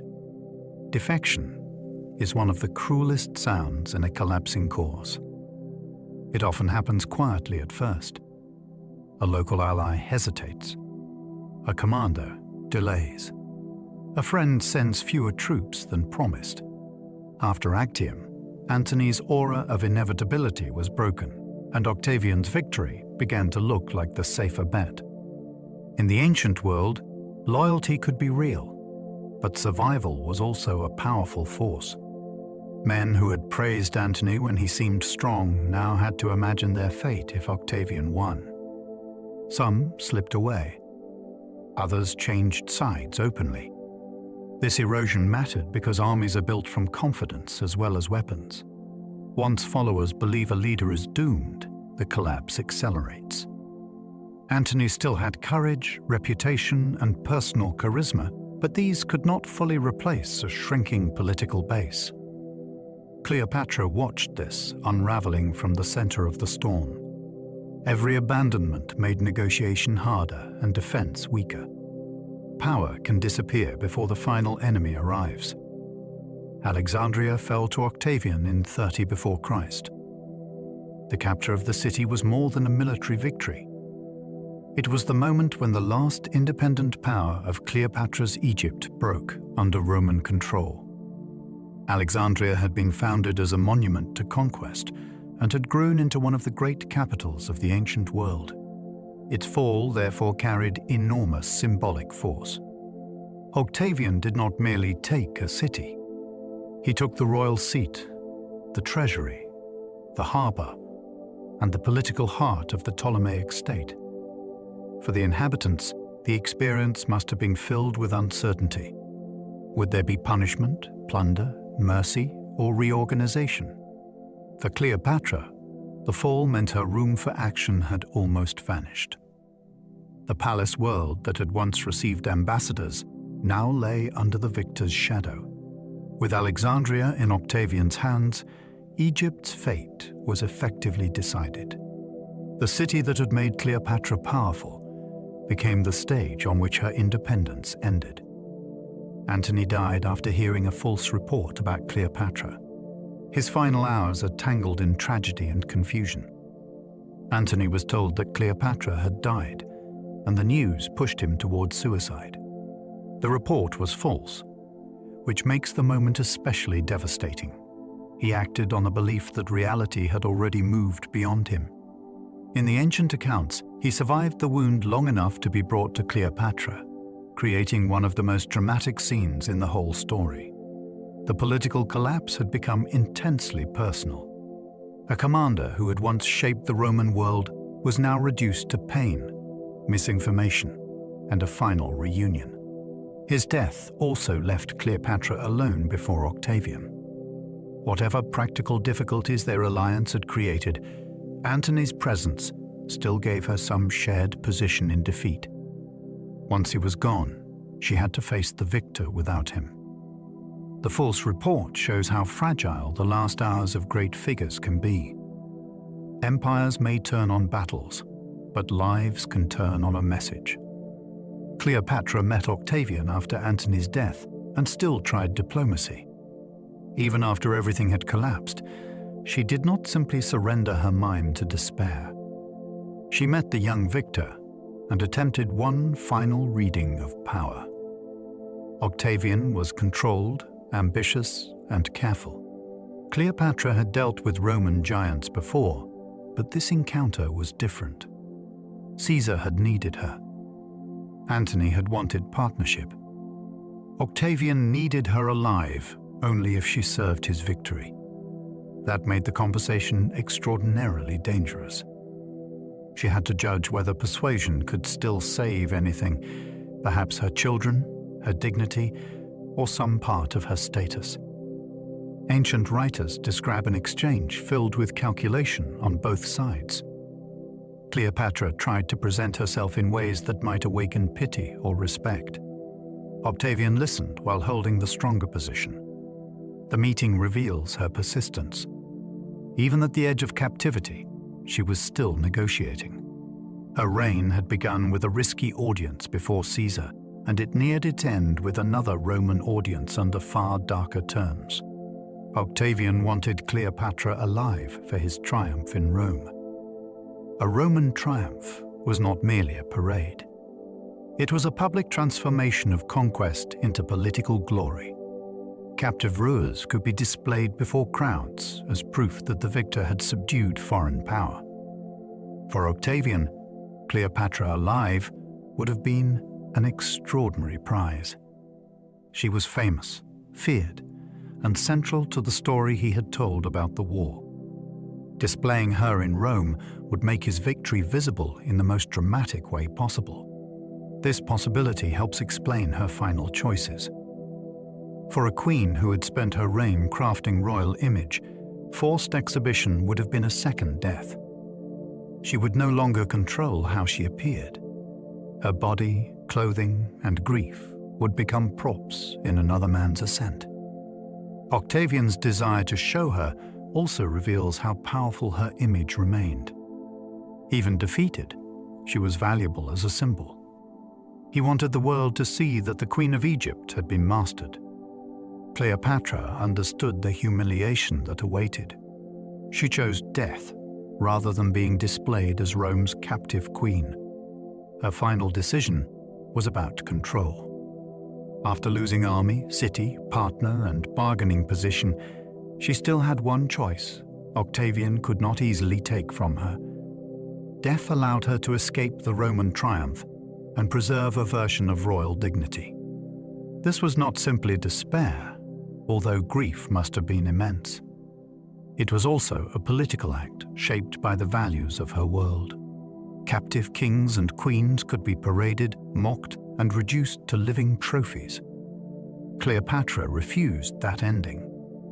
She had spent years presenting herself as a sovereign linked to divine and dynastic power. To be dragged through Rome would have destroyed the image she had built and handed Octavian the final seam. By dying on her own terms, she denied him that spectacle. The act made her legend harder to control. Rome conquered Egypt, but it did not get the living queen in chains. Her last victory was the authorship of her exit. The Asp story became famous but remains historically uncertain. The image of a hidden snake delivering Cleopatra's death has become one of the most enduring scenes in ancient history. It is vivid, compact, and symbolic. Egypt, royalty, danger, and secrecy all seem to meet in that single creature. Yet historians have long questioned whether it happened exactly that way. Ancient sources offer variations, and practical problems remain. A cobra would have been difficult to smuggle and unpredictable in a confined space. Some accounts suggest poison delivered by another method. Others preserve the serpent because it made the story unforgettable. The uncertainty does not weaken the fascination. It deepens it. Cleopatra's death became a place where fact and legend intertwined almost immediately. The snake may have survived because it felt true to the imagination of Rome, not because it can be proven. What matters historically is that she avoided capture. How she did so remains one of the mysteries that keeps her final hours alive.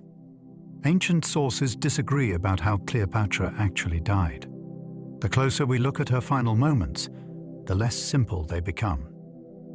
Ancient writers were working with reports, rumors, political motives, and storytelling traditions. Some describe a snake, others mention poison. Even the details of who was present and how Octavian discovered the death vary. This disagreement is important because it reminds us that Cleopatra's story reached us through Roman voices, often written after the victory of her enemy. The record is not neutral glass. It is colored by politics, moral judgment, and literary drama. Her death was too important to remain a plain event. It became a scene that writers shaped to explain her character, Octavian's victory, and the fall of Egypt. For modern listeners, the uncertainty is part of the pull. We can know the outcome, but not every movement inside the room. The queen who controlled performance throughout her life left behind an ending that history still cannot fully pin down. Her tomb has never been securely identified by archaeologists. Few missing places in ancient history stir the imagination like Cleopatra's burial site. Ancient accounts say she was laid to rest with Antony, but the exact location remains unconfirmed. Some scholars have looked toward Alexandria, where later building, earthquakes, and rising seas have hidden or destroyed much of the ancient royal quarter. Others have considered temple sites connected to her religious image. Each possibility carries drama, but none has delivered final proof. The mystery matters because tombs can change history. A confirmed burial could reveal art, inscriptions, objects, or arrangements that reshape how we understand her final self-presentation. Yet the absence is powerful too. The most famous queen of antiquity remains physically elusive. Her monuments are scattered, her portraits debated, and her grave unknown. This makes her feel strangely present and absent at once. History remembers her intensely, but the earth has kept its last secret. Somewhere, perhaps beneath a modern city or lost shoreline, the answer may still wait. Cleopatra was buried with Antony, according to ancient accounts. If the reports are true, their burial together was Octavian's final concession to a story he had defeated, but could not completely erase. Antony had been his rival, and Cleopatra had been turned into his enemy's symbol, yet their shared tomb allowed their bond to remain visible in death. This was politically useful as well as humane. By permitting burial, Octavian could appear controlled and magnanimous after victory. For Cleopatra, the arrangement preserved an ending aligned with her chosen identity. She was not displayed in Rome. She was placed in a royal context beside the man whose fortunes had become tied to hers. The burial also helped later generations imagine them as tragic partners, even when the politics of their alliance were far more complex than romance alone. A tomb can simplify what life made complicated. It gathers conflict into silence. Their reported resting place became the final scene of a drama that Rome conquered, but never stopped retelling. Caesarion briefly outlived his mother before Octavian ordered his death. The fate of Cleopatra's eldest son was one of the darkest necessities of Octavian's victory. As long as Caesarion lived, he represented a possible alternative claim connected to Julius Caesar. Even if Rome would never have accepted him easily, his name alone was dangerous. Cleopatra had built hopes around him, and Egyptian kingship had recognized him. After her death, he tried to escape or was sent away, but he was captured. Octavian chose elimination. The reported reasoning was cold and memorable. Too many Caesars were not safe.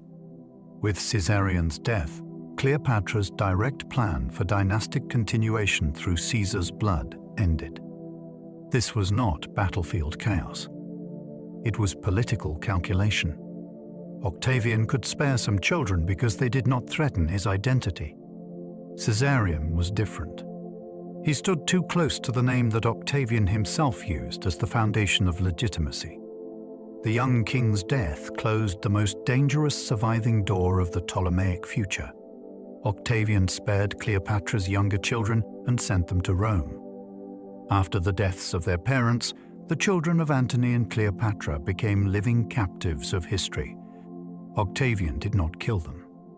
Instead, they were taken to Rome, where their fate was shaped inside the household of Octavia. This was a remarkable act of political management. Killing them all might have seemed cruel and unnecessary. Displaying them, absorbing them, and raising them under Roman supervision turned danger into controlled symbolism. They appeared in Octavian's triumph, a painful reversal of the royal titles once given to them in Alexandria. Yet survival allowed at least one of them to build a future. Cleopatra Selene eventually became a queen in another land. For the younger boys, the record fades. Their silence reminds us that ancient victory often decided who would be remembered and who would disappear.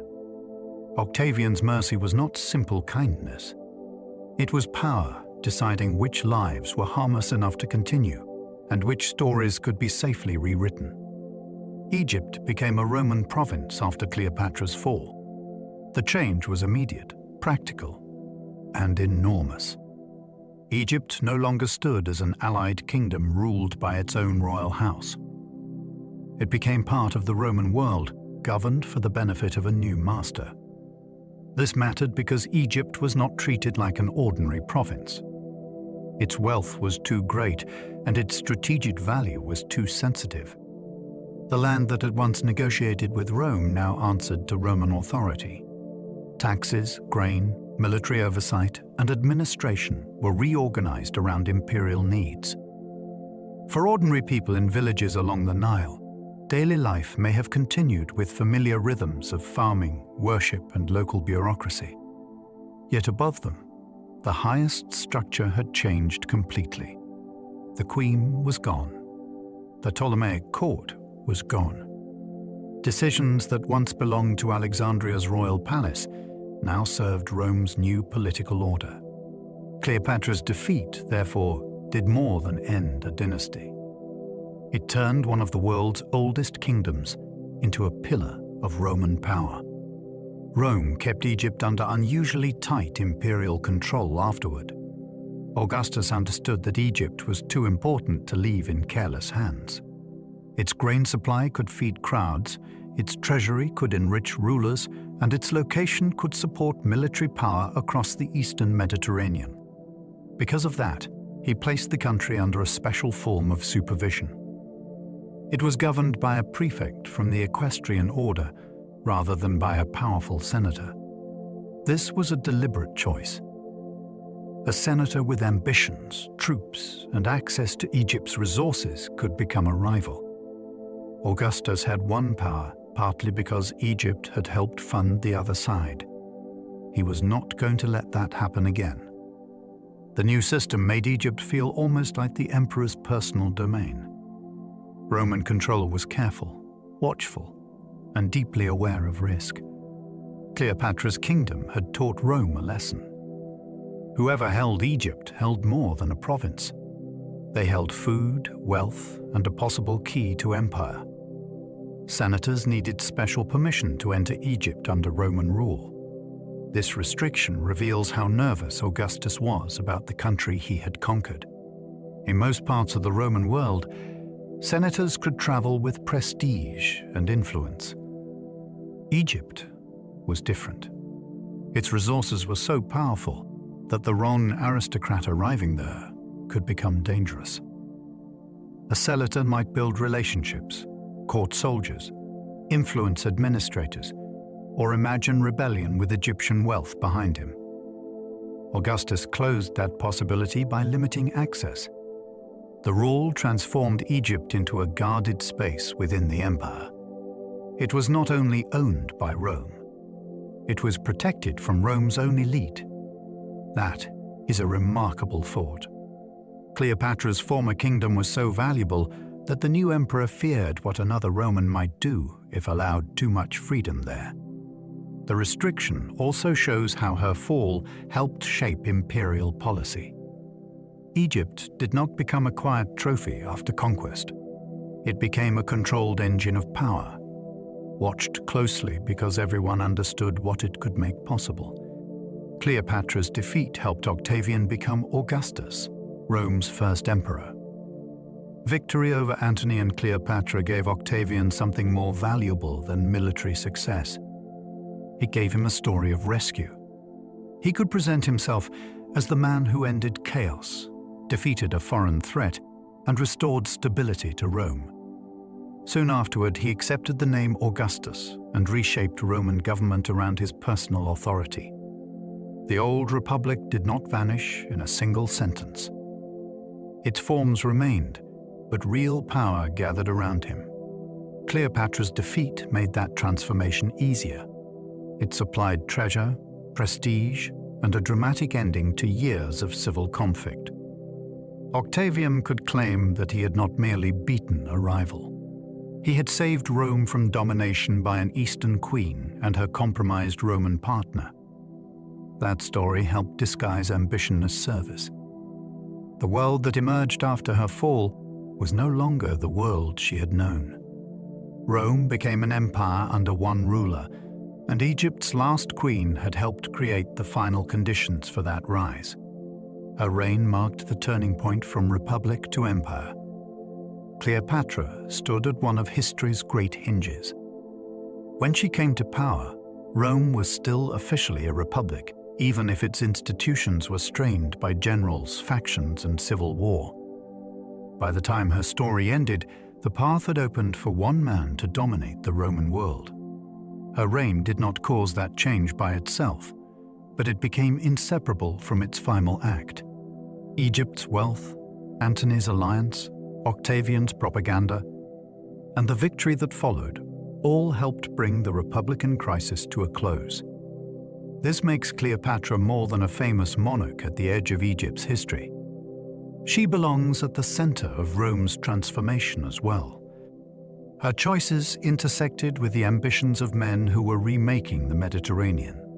The fall of her kingdom gave Octavian the resources and legitimacy he needed to consolidate control. In that sense, her reign is not only an ending. It is also the doorway into the imperial age.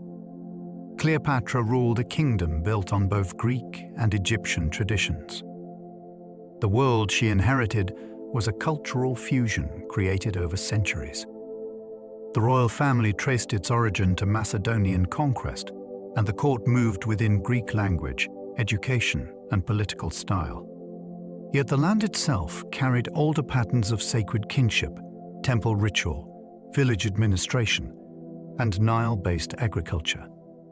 Cleopatra had to rule both realities at once. If she leaned only into Greek identity, she risked seeming detached from Egypt's ancient foundations. If she ignored the Hellenistic court world, she would lose the language of international diplomacy. Her success came from moving between these traditions with unusual confidence. She could appear in Egyptian religious settings while also acting as a Greek-speaking monarch in Mediterranean politics. This dual inheritance made her reign rich and complex. It also made her difficult for later storytellers to simplify. Cleopatra was not one thing. She ruled at a meeting point where cultures had already been blending for generations. Ptolemaic queens before her helped shape her model of power. Cleopatra did not invent female authority in her dynasty from nothing. Earlier Ptolemaic queens had ruled, co-ruled, influenced succession, commanded loyalty, and appeared in religious imagery. Some were formidable political actors whose careers showed that royal women could hold more than ceremonial roles. This family history mattered. It gave Cleopatra precedents she could study, inherit, and exceed. In a dynasty where sibling marriage and co-rule were common, queens could become essential partners in legitimacy. They could also become rivals with their own supporters. Cleopatra's world, therefore, already contained a language for powerful royal women. She stepped into it at an unusually dangerous moment, and she made it famous on a far larger stage. Seeing her in this context changes the story. She was not an impossible exception suddenly appearing in a male world. She was the last and most visible figure in a long tradition of Ptolemaic queens who understood that the throne could be defended through bloodline, ritual, and political nerve. She understood spectacle as a serious instrument of government. Spectacle was not decoration in Cleopatra's reign. It was a way to make authority visible. Ancient power depended heavily on what people saw, heard, and repeated. A ruler could use clothing, ceremony, architecture, music, procession, and display to create a sense of inevitability. Cleopatra understood that impressions could travel farther than official messages. When she staged herself with divine associations or royal abundance, she was not simply indulging in luxury. She was shaping how different audiences interpreted her status. Subjects might see sacred legitimacy. Allies might see confidence. Rivals might see wealth worth courting or fearing. Spectacle also allowed a queen in a dangerous position to appear larger than her immediate military strength. That mattered in a world where perception could become leverage. Her enemies later mocked these displays as excess, but that was partly because they worked. Cleopatra knew that politics lived not only in treaties and battles, it also lived in the imagination. Banquets and ceremonies allowed Cleopatra to broadcast royal abundance. In the ancient world, hospitality could become a form of power. A ruler who gave magnificent feasts was not merely entertaining guests. She was demonstrating control over resources, labor, taste, and hierarchy. Cleopatra's banquets became famous because they suggested that Egypt possessed almost unimaginable wealth. Every dish, cup, fragrance, and performance could send a message. The host had enough to astonish even Roman commanders. This mattered because abundance could persuade. A guest who experienced a court of overwhelming richness might think differently about alliance, tribute, or loyalty. Ceremony worked in a similar way. It arranged people in visible order and placed Cleopatra at the center of meaning. Later, hostile writers turned these displays into stories of extravagance. Yet beneath the criticism was a political reality. Public generosity and private magnificence could project stability during uncertain times. Cleopatra used the table as a stage. Food and ceremony became another language through which a threatened dynasty declared that it was still powerful. Her navy reflected Egypt's importance in Mediterranean warfare and trade. Ships were lifelines in Cleopatra's world. Egypt's position depended on the sea as well as the river, and naval strength helped protect movement, supply, and influence. Warships could support alliances and defend harbors, while commercial vessels carried the wealth that made the kingdom valuable. Cleopatra's naval resources became especially important during her partnership with Antony, when control of sea routes shaped strategy. A fleet was expensive, technical, and politically meaningful. It required shipyards, crews, timber, training, and command. Maintaining one showed that Egypt was not merely a land of fields and temples. It was a maritime power tied to the wider Mediterranean system. The sea could bring opportunity, but it could also bring invasion. That made naval capacity essential for survival. Cleopatra's ships carried more than soldiers and treasure. They carried the possibility that Egypt might still act beyond its borders. In a world of Roman expansion, that possibility made her kingdom both useful and threatening. Egyptian wealth gave Cleopatra leverage that many kings lacked. Wealth did not guarantee safety, but it created options. Cleopatra could offer grain, money, ships, luxury goods, and administrative support on a scale that made powerful men listen. Many client rulers around Rome had titles but limited resources. Cleopatra possessed a kingdom that could finance campaigns and sustain diplomacy. This gave her bargaining power in moments when military strength alone might not have been enough. Wealth could buy time. It could attract allies. It could make Egypt indispensable to larger plans. Yet it also brought danger, because resources invite conquest. The richer Egypt appeared, the harder it became for Rome to leave it outside direct control. Cleopatra's challenge was to use wealth without becoming consumed by the desire it inspired. That tension runs through her reign. Her treasury was both shield and target. It allowed her to act with unusual boldness, but it also made her kingdom a prize that the victor of Rome's civil wars could not ignore. Her court used many languages in a cosmopolitan imperial world. Cleopatra ruled a place where communication itself was power. Greek dominated the royal administration, but Egypt contained many communities with their own speech, customs, and networks. Traders, soldiers, priests, officials, envoys, and scholars moved through environments where language could open doors or close them. Ancient writers claimed that Cleopatra could address different peoples without always needing interpreters, which became part of her reputation for brilliance. Whether every claim is exact or embellished, the broader point is clear. Her court operated in a multilingual world. A ruler who understood that world could gather information more quickly and make visitors feel directly seen. Language also helped manage identity. Cleopatra could be Hellenistic queen in one setting, Egyptian pharaoh in another, and diplomatic partner in another.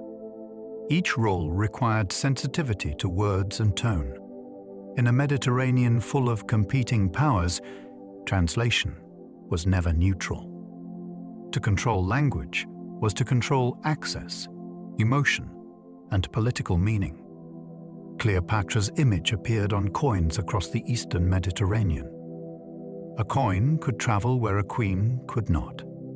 It passed through markets, military payments, tax collections, ports, and private hands. Every stamped portrait made Cleopatra's authority portable. Her image on coinage helped declare where her power was recognized and which political messages she wanted circulated. Coins were small, but they were official objects backed by the state. Their metal, weight, inscription, and portrait all mattered. In a world without mass media, coinage was one of the most effective ways a ruler could be seen by thousands of people who would never enter the palace. Cleopatra's profile therefore became part of daily exchange. A sailor might receive it as pay. A merchant might weigh it in trade. A subject might use it in a local transaction. Each use repeated the same idea. The queen was present in the economy. Her rule was not only proclaimed in temples or courts, it moved hand to hand through the living world. Some coins paired Cleopatra with Antony as near equals. The pairing was politically bold.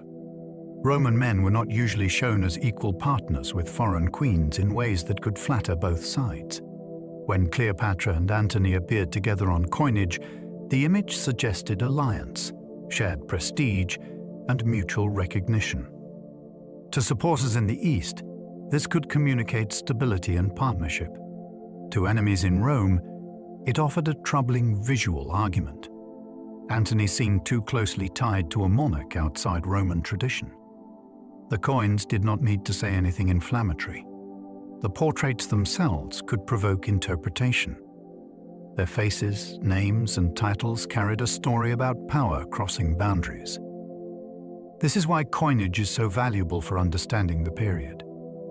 It shows official self-presentation rather than later legend alone. Cleopatra was not hidden behind Antony. She appeared as a ruler in her own right.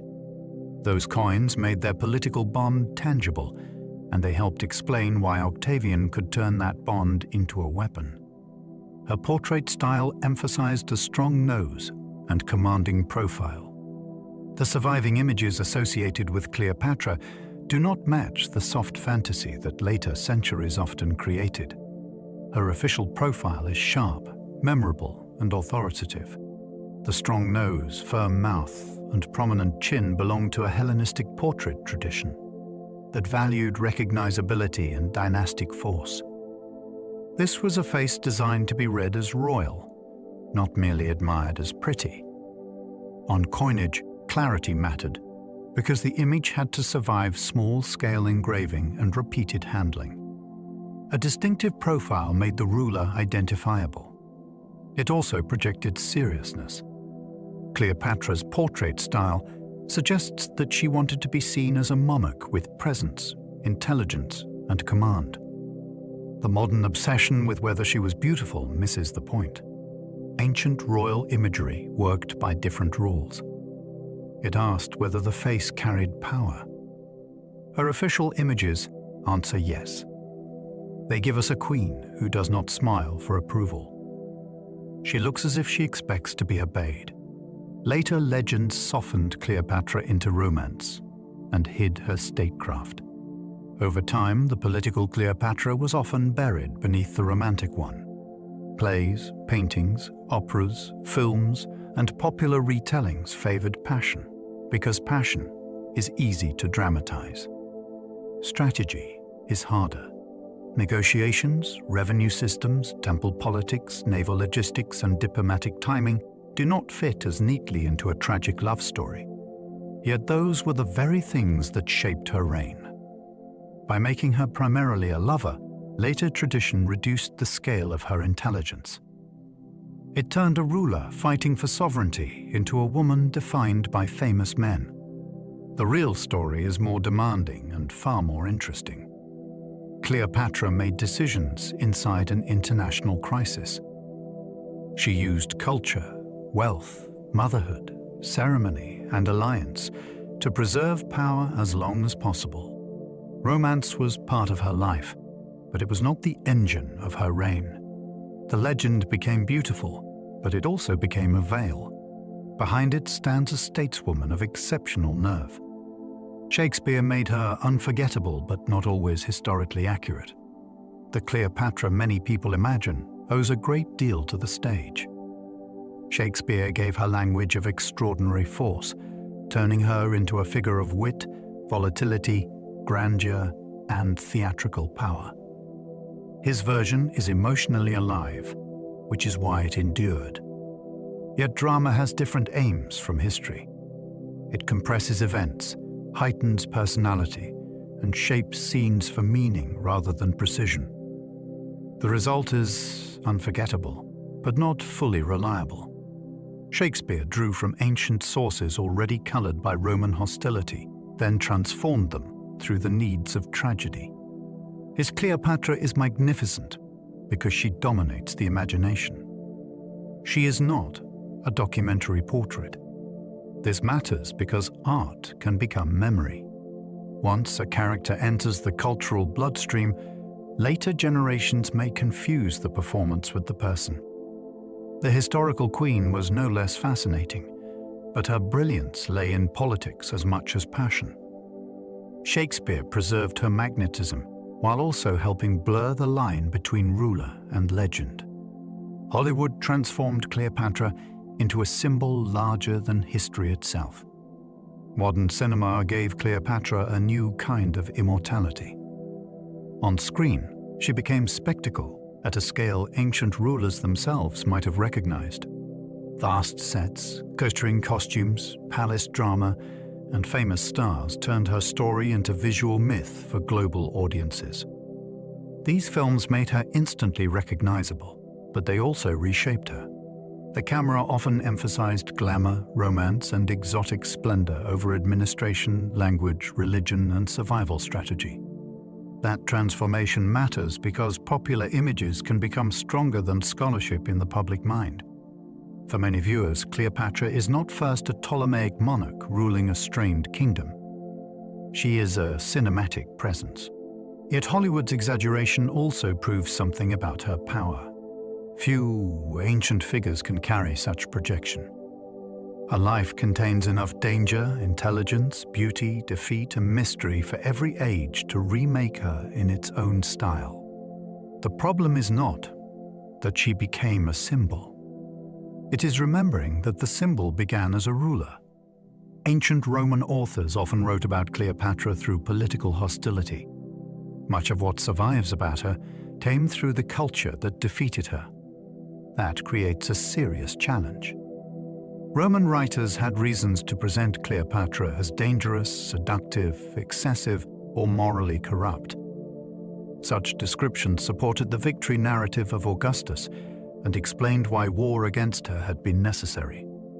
Even later, authors inherited those assumptions and repeated them with literary polish. This does not mean every ancient detail is false. It means every claim needs caution. Hostile sources can preserve truth, but they can also distort motive and character. Cleopatra's own voice is mostly missing. We do not have her memoirs, private letters in abundance, or an Egyptian court history written from her side. Instead, we hear echoes filtered through opponents and moralists. That imbalance shaped her reputation for centuries. To recover her as a ruler, historians must read against the grain. They must ask what the accusations reveal about Roman fears, not only about Cleopatra herself. Modern historians are still separating Cleopatra from Octavian's propaganda. The work is difficult because propaganda does not disappear when the war ends. It settles into stories, then into assumptions, then into tradition. Octavian's version of events was exceptionally successful. It framed Cleopatra as a threat who corrupted Antony and endangered Rome. For centuries, that image influenced how writers understood her. Modern historians try to peel back those layers by comparing coins, inscriptions, papyri, archaeology, Egyptian temple evidence, and hostile literary accounts. Each type of evidence shows a different angle. A coin may reveal official status.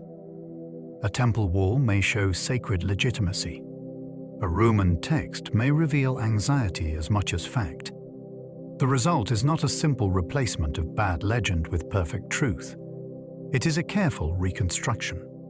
Cleopatra emerges as more complex than either her enemies or admirers allowed. The task continues because the evidence is fragmentary. She remains partly hidden behind the most successful political campaign ever waged against her image. Her reign depended on controlling both story and statecraft. Power in Cleopatra's world required more than issuing orders. She had to make people believe in the version of reality that kept her throne secure. Statecraft handled armies, taxes, alliances, succession, and diplomacy. Story gave those actions meaning. A grant of land could become restoration. A child could become dynastic hope. A ceremony could become divine approval. A meeting could become destiny. Cleopatra used narrative because every rival used it too. Her brother's advisors told one story. Roman enemies told another. Priests, courtiers, soldiers, and foreign envoys all interpreted events through their own interests. To survive, she needed to shape the meaning of her choices before others shaped it for her. This is one reason her life feels so modern. Politics still depends on image, message, and timing. Cleopatra understood that a ruler governs not only territory, but perception. Her tragedy is that Octavian eventually gained control of the final story, and history listened to him for a very long time. Cleopatra used religion to strengthen loyalty among Egyptian subjects. Religion was not a private corner of life in ancient Egypt. It was woven into kinship, land, festivals, temples, and the moral order of the world. Cleopatra knew that a ruler who honored the gods could appear as guardian of balance, not merely holder of a crown. By supporting religious institutions and presenting herself through sacred imagery, she connected her authority to traditions older than her dynasty. This helped her speak to Egyptian communities beyond the Greek-speaking court. The strategy was especially important because the Ptolemies had foreign origins. Religious participation could bridge that gap. It showed respect for the structures through which many Egyptians understood legitimate rule. Festivals, offerings, inscriptions, and temple patronage all helped make monarchy visible in daily sacred life. Cleopatra's religious policy was therefore practical as well as devotional. It built loyalty in a kingdom where identity was layered and politics could be fragile. To rule Egypt, she had to be seen inside Egypt's sacred order. Her public identity blended queen, goddess, mother, and pharaoh. Cleopatra's self-presentation worked because it had several dimensions at once. As queen, she belonged to a Hellenistic dynasty with international prestige. As pharaoh, she entered Egypt's ancient sacred kingship. As mother, she protected succession and connected her authority to children who embodied future claims. As a figure linked with divinity, she could make her rule feel larger than ordinary politics. These roles did not cancel one another. They reinforced one another when used carefully. A ceremony could show royal magnificence. A temple image could show sacred legitimacy. A child at court could show continuity. Together, these identities allowed Cleopatra to address different audiences without abandoning herself. This is part of her genius. She did not present power as a single flat title. She made it layered, adaptable, and emotionally resonant. Her enemies tried to turn that complexity into suspicion. Yet from another angle, it reveals a ruler who understood the full theater of monarchy. The Ptolemaic economy relied on bureaucracy as much as treasure. Egyptian wealth did not simply appear in royal storerooms. It had to be measured, recorded, taxed, moved, and guarded. The Ptolemaic state inherited and expanded systems of administration that reached deep into agricultural life. Officials tracked land, crops, rents, labor, and payments through written records. Scribes and administrators formed the hidden machinery behind royal luxury.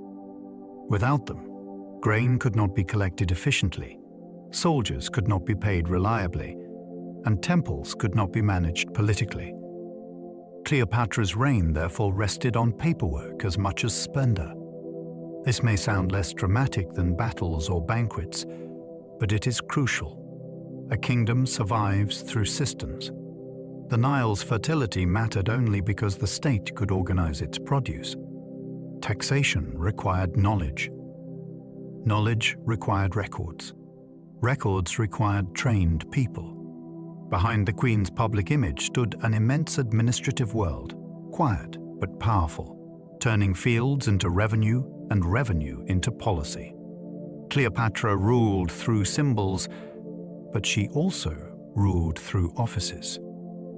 Egypt's temples preserved local power during Cleopatra's royal crisis.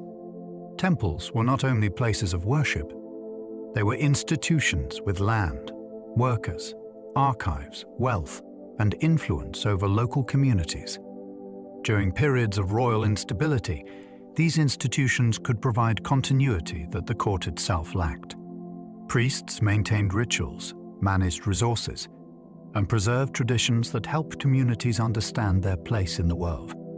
For Cleopatra, temple relationships were therefore essential. They could help legitimize her rule, but they also represented power that had to be respected. A queen who ignored temple interests risked weakening her connection to Egypt's deeper social structure. This was especially important during crises involving Rome or dynastic conflict. While palaces shifted alliances and armies marched, temples kept local memory alive. They reminded people that Egypt was more than the current emergency. Cleopatra's engagement with them shows that her kingship was not confined to dramatic encounters with famous Romans. It also depended on enduring institutions rooted in towns and sacred landscapes along the Nile. Cleopatra's world included deserts, ports, farms, palaces, and sacred cities. It is easy to imagine her world as only Alexandria's royal quarter, but her kingdom was far broader. Egypt contained harsh desert routes where caravans moved through heat and danger. It contained harbors where foreign ships brought profit and risk. It contained farms whose harvests sustained royal power. It contained palaces where strategy was shaped behind guarded doors. It contained sacred cities where old gods remained central to public life. This variety matters because Cleopatra had to rule all of it. Each landscape created a different political problem. Ports needed security. Farms needed water and administration. Deserts needed routes and control. Sacred centers needed respect. Palaces needed loyalty. Her reign becomes more impressive when seen across this full geography. She was not merely a queen in a famous love story. She was the ruler of a complex country where ecology, commerce, religion, and diplomacy all pressed against one another. Egypt itself was a world. Her reign shows how women could wield power through dynastic strategy. Cleopatra's authority came from birth, intelligence, public image, motherhood, alliance, and relentless political calculation. In the ancient Mediterranean, women rarely held power on equal terms with men. But royal dynasties created openings that could be used with skill. A queen could become essential to succession. She could embody legitimacy. She could negotiate marriages, command loyalty, and shape religious symbolism. Cleopatra used these openings more boldly than almost anyone. She did not rule by pretending gender did not matter. She turned the roles available to royal women into instruments of state. Motherhood gave her claims for her children. Divine association gave her sacred authority. Dynastic identity gave her continuity. Personal diplomacy gave her access to Roman power. Her career shows both the limits and possibilities of female rule in a hostile world. She faced mockery and fear partly because she succeeded so visibly. To enemies, her power seemed unnatural. To history, it is one of the reasons she remains extraordinary. Cleopatra's choices were shaped by survival more than simple ambition. Ambition was certainly present, but survival explains the sharper edges of her reign. She did not inherit a calm kingdom with secure borders and loyal neighbors. She inherited pressure from Rome, court faction, dynastic danger, and economic strain. In that world, inaction could be fatal. Alliances that later seemed dramatic were often attempts to keep Egypt from being swallowed. Displays of magnificence could strengthen bargaining power. Religious imagery could reinforce legitimacy. Elevating children could protect succession. Even risky decisions followed from the need to preserve options against overwhelming force. This does not make every choice wise. It makes them understandable. Cleopatra was playing a dangerous game with fewer safe moves than legend admits. Calling her merely ambitious can flatten the situation. She was ambitious because she had to be. A small mistake could cost the throne, and a large enemy waited beyond every internal crisis. Her reign is gripping because survival and ambition became almost impossible to separate. Her life became legend because her kingdom fell with her. Some rulers die and leave institutions to continue their work. Cleopatra did not. Her death coincided with the end of her dynasty and the loss of Egypt's independence. That gave her story a rare finality. There was no successor ruling from Alexandria to reshape her reputation in her own tradition. Rome controlled the aftermath, and the fallen queen became available for myth. Her life already contained powerful ingredients: royal birth, civil war, famous alliances, wealth, defeat, and an uncertain death, all invited retelling. But the fall of the kingdom made everything larger. She became not just a person, but the face of a vanished political world. Audiences could mourn, condemn, desire, or fear her, depending on their age and culture. The legend grew because history seemed to close a door behind her. With Cleopatra, people imagine the last light of pharaonic Egypt going out. That image is simple, dramatic, and almost impossible to forget. Cleopatra remains history's most famous queen because power, mystery, and empire met in her story. Her memory endures because it sits at the crossroads of forces larger than one life. She was a ruler of Egypt, a participant in Rome's transformation, a mother of contested heirs, and a master of political image. She moved through a world where ancient traditions still mattered, yet a new imperial order was rising with ruthless speed. Her story contains enough fact to astonish and enough uncertainty to keep questions alive. We do not know every detail of her face, her voice, her final room, or her private thoughts. That absence gives the imagination space to return. Yet the documented reality is already remarkable. She fought to preserve a kingdom while the most powerful men of her age fought to control the future. She lost, but she was not erased. Rome took Egypt. Octavian took victory. History, strangely, kept Cleopatra. More than 2,000 years later, her name still opens a door into the drama of the ancient world. And so, we come to the end of Cleopatra's reign. Tonight, we followed a queen who stood at the meeting point of ancient Egypt and rising Rome. We saw a kingdom rich with grain, temples, harbors, and royal ceremony. We stepped into Alexandria, where ships crossed the water and power moved through palace rooms. We watched Cleopatra use language, image, wealth, and strategy to protect a throne that history had already begun to surround. Her story carried us through family rivalry, Roman ambition, political theater, and the final struggle for Egypt's independence. It was not only a tale of legend. It was the story of a ruler trying to hold back an empire. And now, as that world fades behind us, let the noise of it soften. Let the marble halls grow still. Let the harbor lights dim across the dark water. Let the Nile move slowly through the night, carrying the last reflections of a vanished crown. There is nothing more you need to follow now. Let your shoulders settle. Let your breathing become easy. Let each thought drift past like a small boat on a calm river.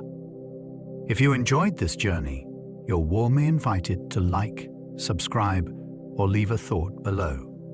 It helps others find their way here too, one sleepy soul at a time. And if you happen to still be awake, another history journey should be waiting on the screen for you. But for now, let the past rest. Let the old stones return to silence. Let your mind loosen its hold on the day, and allow yourself to sink a little deeper into stillness. Sleep well, and good night.